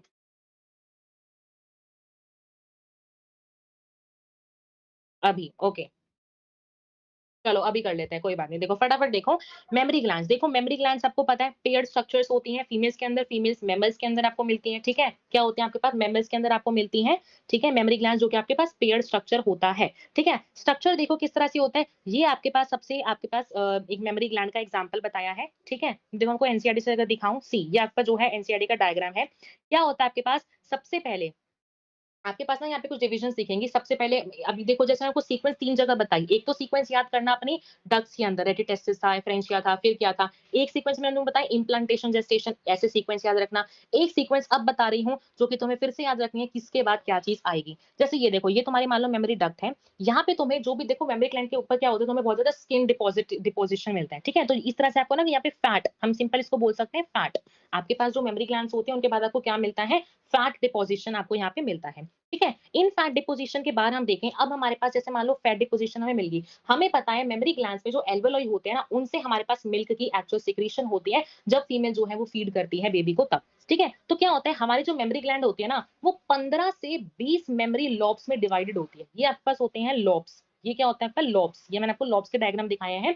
आपकी जो फीमेल होती है उस आपकी जो फीमेल होती है, वो आपके पास 15 से 20 मेमोरी लोब्स उसकी मेमोरी ग्लैंड के अंदर क्या होता है डिवाइडेड होते हैं। उन मेमोरी लोब्स के अंदर आपको क्या मिलते हैं एल्वेओली मिलते हैं ये आपको लोब दिख रहे हैं ना देखो हमने दो पार्ट पढ़ लिए अभी तक यहाँ आपको बाहर आपको फैट मिलेगा यहाँ आपको लोब मिलेंगे ये आपके पास क्या है मेमोरी लोब्स हैं ठीक है इन मेमोरी लोब्स के अंदर मुझे क्या मिलेंगे एल्वेओली मिलेंगे ये जो आपको दिख रहा है ग्रीन पार्ट में ये है आपके पास एल्वेओली और एल्वेओली के अंदर ही आपके पास क्या होती है एक्चुअल में मिल्क की जो सिक्रीशन होती है वो होती है इन एल्वेओली से आपके पास यहाँ पे देखो दिख रहा है ना यहाँ पे ये आपके पास आएंगी मेमोरी ट्यूब्यूल्स मैंने यहाँ सीक्वेंस लिख रखी है एल्वेओली से आपके पास आएंगी यहाँ पे देखो ये मेमोरी ये आपके पास क्या है मेमोरी ट्यूब्यूल्स है मेमोरी ट्यूब्यूल से फिर आई मेमोरी डक्ट्स और यहाँ पे देखो आपको स्वोलन टाइप का स्ट्रक्चर दिख रहा है ना एज यू कैन सी आपको यहाँ पे एक स्वोलन टाइप का स्ट्रक्चर दिख रहा है ये फूला हुआ स्ट्रक्चर और फूले हुए स्ट्रक्चर को मैंने नाम बताया था हम अधिकतर क्या बोलते हैं एम्प्यूला बोलते हैं ठीक है तो क्या हुआ हमारे पास मेमोरी फैट था बाहर लोब आए लोब के अंदर मुझे क्या मिला एल्वेओली मिले एल्वेओली के अंदर फिर क्या ट्यूब्यूल्स आई ट्यूब्यूल्स के बाद डक्ट्स आई डक्ट्स के बाद एम्प्यूला आया एम्प्यूला के बाद मुझे कौन सी फाइनल डक्ट मिलेगी लेक्टिफेरस डक्ट कौन सी डक्ट मिलेगी लेक्टिफेरस डक्ट मिलेगी और ये क्वेश्चन जरूर आता है कि लेक्टिफेरस डक्ट ही है जिसके थ्रू क्या होता है एक्चुअली मिल्क जो होता है वो सक करता है बेबी ठीक है तो लेक्टिफेरस डक्ट आएगी और याद रखना हमारे पास क्या होती है हर एक लोब से एक ही लेक्टिफेरस डक्ट आएगी मान लो इस लोब से एक डक्ट आई इस लोब से एक और डक्ट आई ठीक है तो क्या होगी डक्ट्स आएंगी ये याद रखना एक आपके लोब से एक ही आपके पास जो है वो डक्ट आती है डक्ट आएगी यहाँ पे फिर आपको निपल मिलता है निपल के थ्रू जिससे आपका जो बेबी है वो सक करता है इसके अराउंड आपको जो रेड ये आपके पास जो स्ट्रक्चर दिखता है जो कि आपका रेडिश ब्राउन सा होता है that is basically called your areola क्या होता है हमारे पास? एरियोला। तो ये जो टर्म्स है बहुत इंपॉर्टेंट है, ठीक है? सीक्वेंस इनके जरूर याद रखना, क्वेश्चन आता है। इसके अलावा आपके पास एक मसल प्रेजेंट होती है which is called your pectoralis major muscle. ये आपको मसल दिख रही है ना, ये आपको मसल मिलती है, ठीक है? पेक्टोरलिस मेजर मसल्स और मसल्स, ये जो रिब्स होती है, सबको पता है थोरेसिक रीजन पे हमको मेमोरी ग्लैंड्स मिलती है, वहां पे रिब्स प्रेजेंट होगी। यहाँ पे क्या होगी, जो मसल्स है रिब्स के बीच में और जो पेक्टोरलिस मेजर मसल है, इनका काम क्या होता है, एक तरह से होल्ड करके रखना मेमोरी ग्लैंड्स को, ठीक है? होल्ड करके रखना, ठीक है? तो क्वेश्चन आता है मसल्स और पेक्टोरलिस मेजर मसल जो होती है मेरे पास, इनका काम क्या होता है? होल्ड करके रखना आपके मेमोरी ग्लैंड्स को, ठीक है? उसके बाद स्ट्रक्चर देख लेते हैं, स्ट्रक्चर देख लेते हैं स्पर्म का, सी कैसे होता है? स्ट्रक्चर अभी देखें या नेक्स्ट क्लास में देखें? यही बता दो, स्ट्रक्चर अभी देखें, डायरेक्टली क्वेश्चंस करें, फटाफट बता दो। क्वेश्चंस करने हैं या तुम्हारी नेक्स्ट क्लास की है ना फिजिक्स की, क्वेश्चंस करने हैं या स्पर्म का स्ट्रक्चर देखें?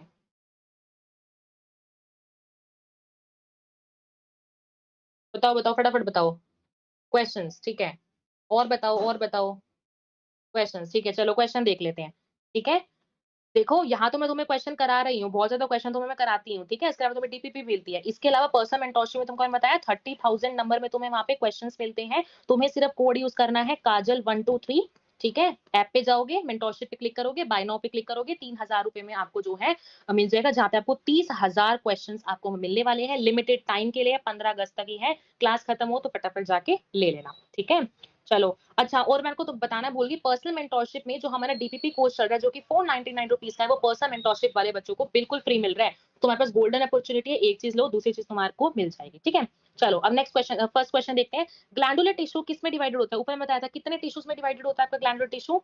15 से 20 बताया था ना, 15 से 20 में होता है। नेक्स्ट देखो, a gland associated with the male reproductive organ कौन सी थी? मेल की ग्लैंड बतानी है, मेल की ग्लैंड कौन सी थी? बताओ, 106 का बताओ, खुद बताओ कौन सी ग्लैंड आएगी? ए, बिल्कुल ठीक है, ए आएगा, ठीक है? नेक्स्ट क्वेश्चन देखो, लेडिक सेल्स कहाँ मिलते थे? कहाँ मिलते थे? बताओ, लेडी सेल्स कहाँ मिलते थे? बताओ बताओ, Leydig cells, Leydig cells are D, बिल्कुल ठीक है, प्राची बिल्कुल ठीक है, इंटरस्टिशियल स्पेसेस में मिलते थे, मींस आपके सेमिनिफेरस ट्यूब्यूल्स के बाहर मिलते थे, ठीक है? नेक्स्ट देखो, the duct opening at the tip of nipple कौन सी डक्ट थी जिसके थ्रू एक्चुअल मिल्क सक किया जाता है, या फिर opening means tip of nipple, tip पे थी ना निपल के, कौन सी ऐसी डक्ट थी, नाम बताओ फटाफट, कौन सी थी वो डक्ट हमारे पास? ठीक है, प्राची, निशांत, निहाल, बिल्कुल ठीक है, लेक्टिफेरस डक्ट, ठीक है? नेक्स्ट देखो, in humans the male accessory duct gland कौन सी होती है? ह्यूमंस में मेल एक्सेसरी ग्लैंड्स को कौन सी थी? बताओ फटाफट, कौन सा ऑप्शन आएगा यहाँ पे? 3 ग्लैंड्स बताई थी ना, कौन सी थी? बताओ बताओ, 3 ग्लैंड्स बताई थी, तीनों का क्या, जिनमें आपके पास फ्रक्टोज था, कैल्शियम था, कुछ एंजाइम्स थे, उनके नाम बताओ, कौन सी थी? ठीक है, A C D, seminal vesicle, prostate और बल्बोरेटर। बल्बोरेटर का काम क्या था? लुब्रिकेशन था, इस चीज को याद रखना।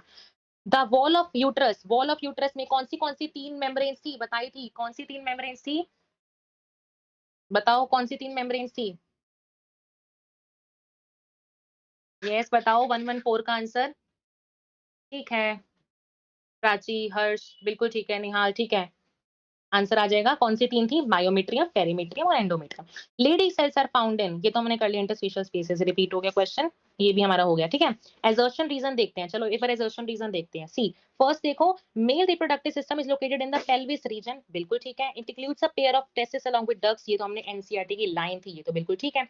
अब देखो, एजर्शन रीजन जब तुम्हें करने हो ना, यहाँ कंफ्यूजन कहाँ आती है कि रीजन करेक्ट एक्सप्लेनेशन है या नहीं है। क्वेश्चन या आपका जो कंफ्यूजन है वो यहाँ आती है। कंफ्यूजन के लिए क्या करा करो, यहाँ पे असर्शन रीजन के आगे लगा लिया करो बिकॉज, बिकॉज लगाओ। आंसर अगर तुम्हें मिल गया पहली वाली स्टेटमेंट का, तो डायरेक्टली मार्क कर दो हाँ एक्सप्लेनेशन है। नहीं मिला आंसर तो आपका नॉट एक्सप्लेनेशन कर दो, ठीक है? मैं तुम्हारे लिए यहाँ पे देखो एक्सप्लेनेशन के साथ आंसर्स लाई हुई हूँ, ठीक है? इसको कर लेना ताकि तुम एक्सप्लेनेशन ही पढ़ लो, इसको ध्यान से कर लेना। देखो रीजन क्या है, बिकॉज, बिकॉज लगाया मैंने, because testis are situated inside the abdominal cavity and within a pouch, inside तो मिलता ही नहीं, आउटसाइड मिलता है, तो ये स्टेटमेंट वैसे गलत होगी। थर्ड आपके पास यहाँ पे इसका आंसर आ जाएगा, assertion is right and reason is false, ठीक है? नेक्स्ट assertion देखो, नेक्स्ट assertion देखो, during copulation we can say coitus semen is released by penis into the vagina and this process is called insemination, ये तो बिल्कुल ठीक है, इसको हम कहते हैं because motile some swim rapidly pass through cervix enter into uterus and finally reach the junction of isthmus and ampulla of the fallopian tube। देखो स्टेटमेंट ठीक है, ये बिल्कुल स्टेटमेंट ठीक है, लेकिन क्या ऐसा, क्या इसका रीजन है? रीजन देखो क्या होना चाहिए, देखो ड्यूरिंग कॉपुलेशन सीमेन रिलीज होता है, प्रोसेस को हम इंसेमिनेशन कहते हैं, इसका क्या ये रीजन है? बिल्कुल भी नहीं है, तो reason is not the correct explanation, we will say आपका आंसर नंबर 2 आ जाएगा, ठीक है? चलो एजर्शन रीजन देखो, मैंने तुम्हें ना आंसर डायरेक्टली प्रोवाइड कर रखे हैं तुम्हारे, ताकि तुम्हें अच्छे से समझ आ जाए, कर लेना, ठीक है।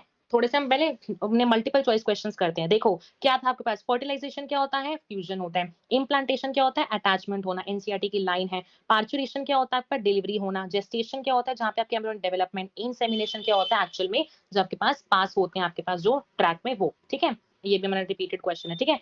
मेल एक्सटर्नल जेनिटिलिया में क्या आता है, मेल एक्सटर्नल जेनिटिलिया का नाम क्या होता है, बता दो फटाफट से, 2-3 क्वेश्चन रह गए फिर खत्म हो जाएगी क्लास, बताओ। मेल एक्सटर्नल जेनिटिलिया, ठीक है, पीनिस, ठीक है। नेक्स्ट देखो the gestation period, gestation period कितना होता है, कितना होता है जेस्टेशन पीरियड,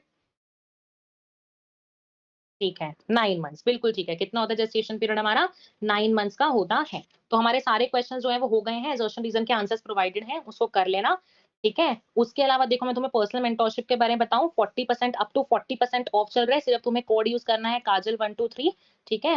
वहां पे जाके तुम वहां पे एनरोल हो जाओगे, ठीक है। डायरेक्टली क्लिक करना है तो वहां पे एनरोल हो जाओगे। तुम्हें कितनी सारी चीजें मिल रही है मैंने बता दिया, ठीक है। इसके अलावा देखो आज होमवर्क करके जाना, क्या लिख के जाओगे होमवर्क में, जैसे पहले होमवर्क दिया था डॉक्टर लिख के जाना अपने नाम के आगे, आज तुम्हारा होमवर्क है we are ready for NEET 2025, ठीक है। तुम्हारा होमवर्क है लिख के जाना we are ready for to crack NEET 2025, ठीक है। और तुम्हारा great things never come from comfort zone, that means जो आपको बाहर निकलना अपनी कंफर्ट जोन से, ठीक है। और डेफिनेटली आप जो अपनी लाइफ में चाहते हो you will definitely achieve that thing, ठीक है। तो इसी के साथ हमारा लेक्चर जो है खत्म हो जाता है। नेक्स्ट लेक्चर में हम oogenesis, इम्प्लांटेशन ये सब स्टडी करेंगे। ज्वाइन करना, न्यूमेरिकल्स भी नेक्स्ट क्लास में करेंगे, ठीक है। जिन्होंने नहीं देखा सेक्सुअल रिप्रोडक्शन वाला वो भी ध्यान से देख लेना।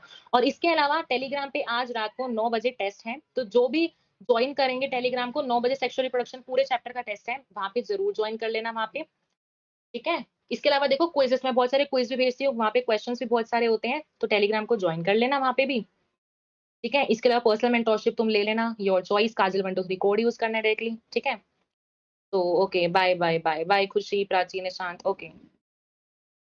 यस हाँ हाँ निशांत, क्विज फॉर्म में होगा टेस्ट रात को 9 बजे, 20 क्वेश्चन रहेंगे, 30 सेकंड फॉर ईच क्वेश्चन मिलेंगे, जिसमें 2-3 न्यूमेरिकल्स भी इंक्लूडेड है, ठीक है। हाँ सिर्फ बायो का टेस्ट है, 20 क्वेश्चन होंगे, 30 सेकंड मिलेंगे पर क्वेश्चन। टेस्ट क्विज मोड में होगा, क्विज बोर्ड टेलीग्राम पे क्विज मोड में टेस्ट होगा, खुशी, टेस्ट क्विज मोड पे होगा, ठीक है। रैंक भी तुम्हारी वहां पे आ जाएगी, ठीक है। तो टेलीग्राम जिसने ज्वाइन किया कर लो, वहां पे क्वेश्चंस भी डेली पोस्ट होते हैं, केमिस्ट्री, फिजिक्स, बायो सबके, ठीक है। बाकी पर्सनल मेंटरशिप तुम चाहते हो तो ज्वाइन कर लेना, लिमिटेड टाइम के लिए ऑफर है, मैं तुम्हें बता चुकी हूँ, ठीक है। तो ओके बाय बाय, ओके अब तुम लीव कर सकते हो, ओके ओके बाय।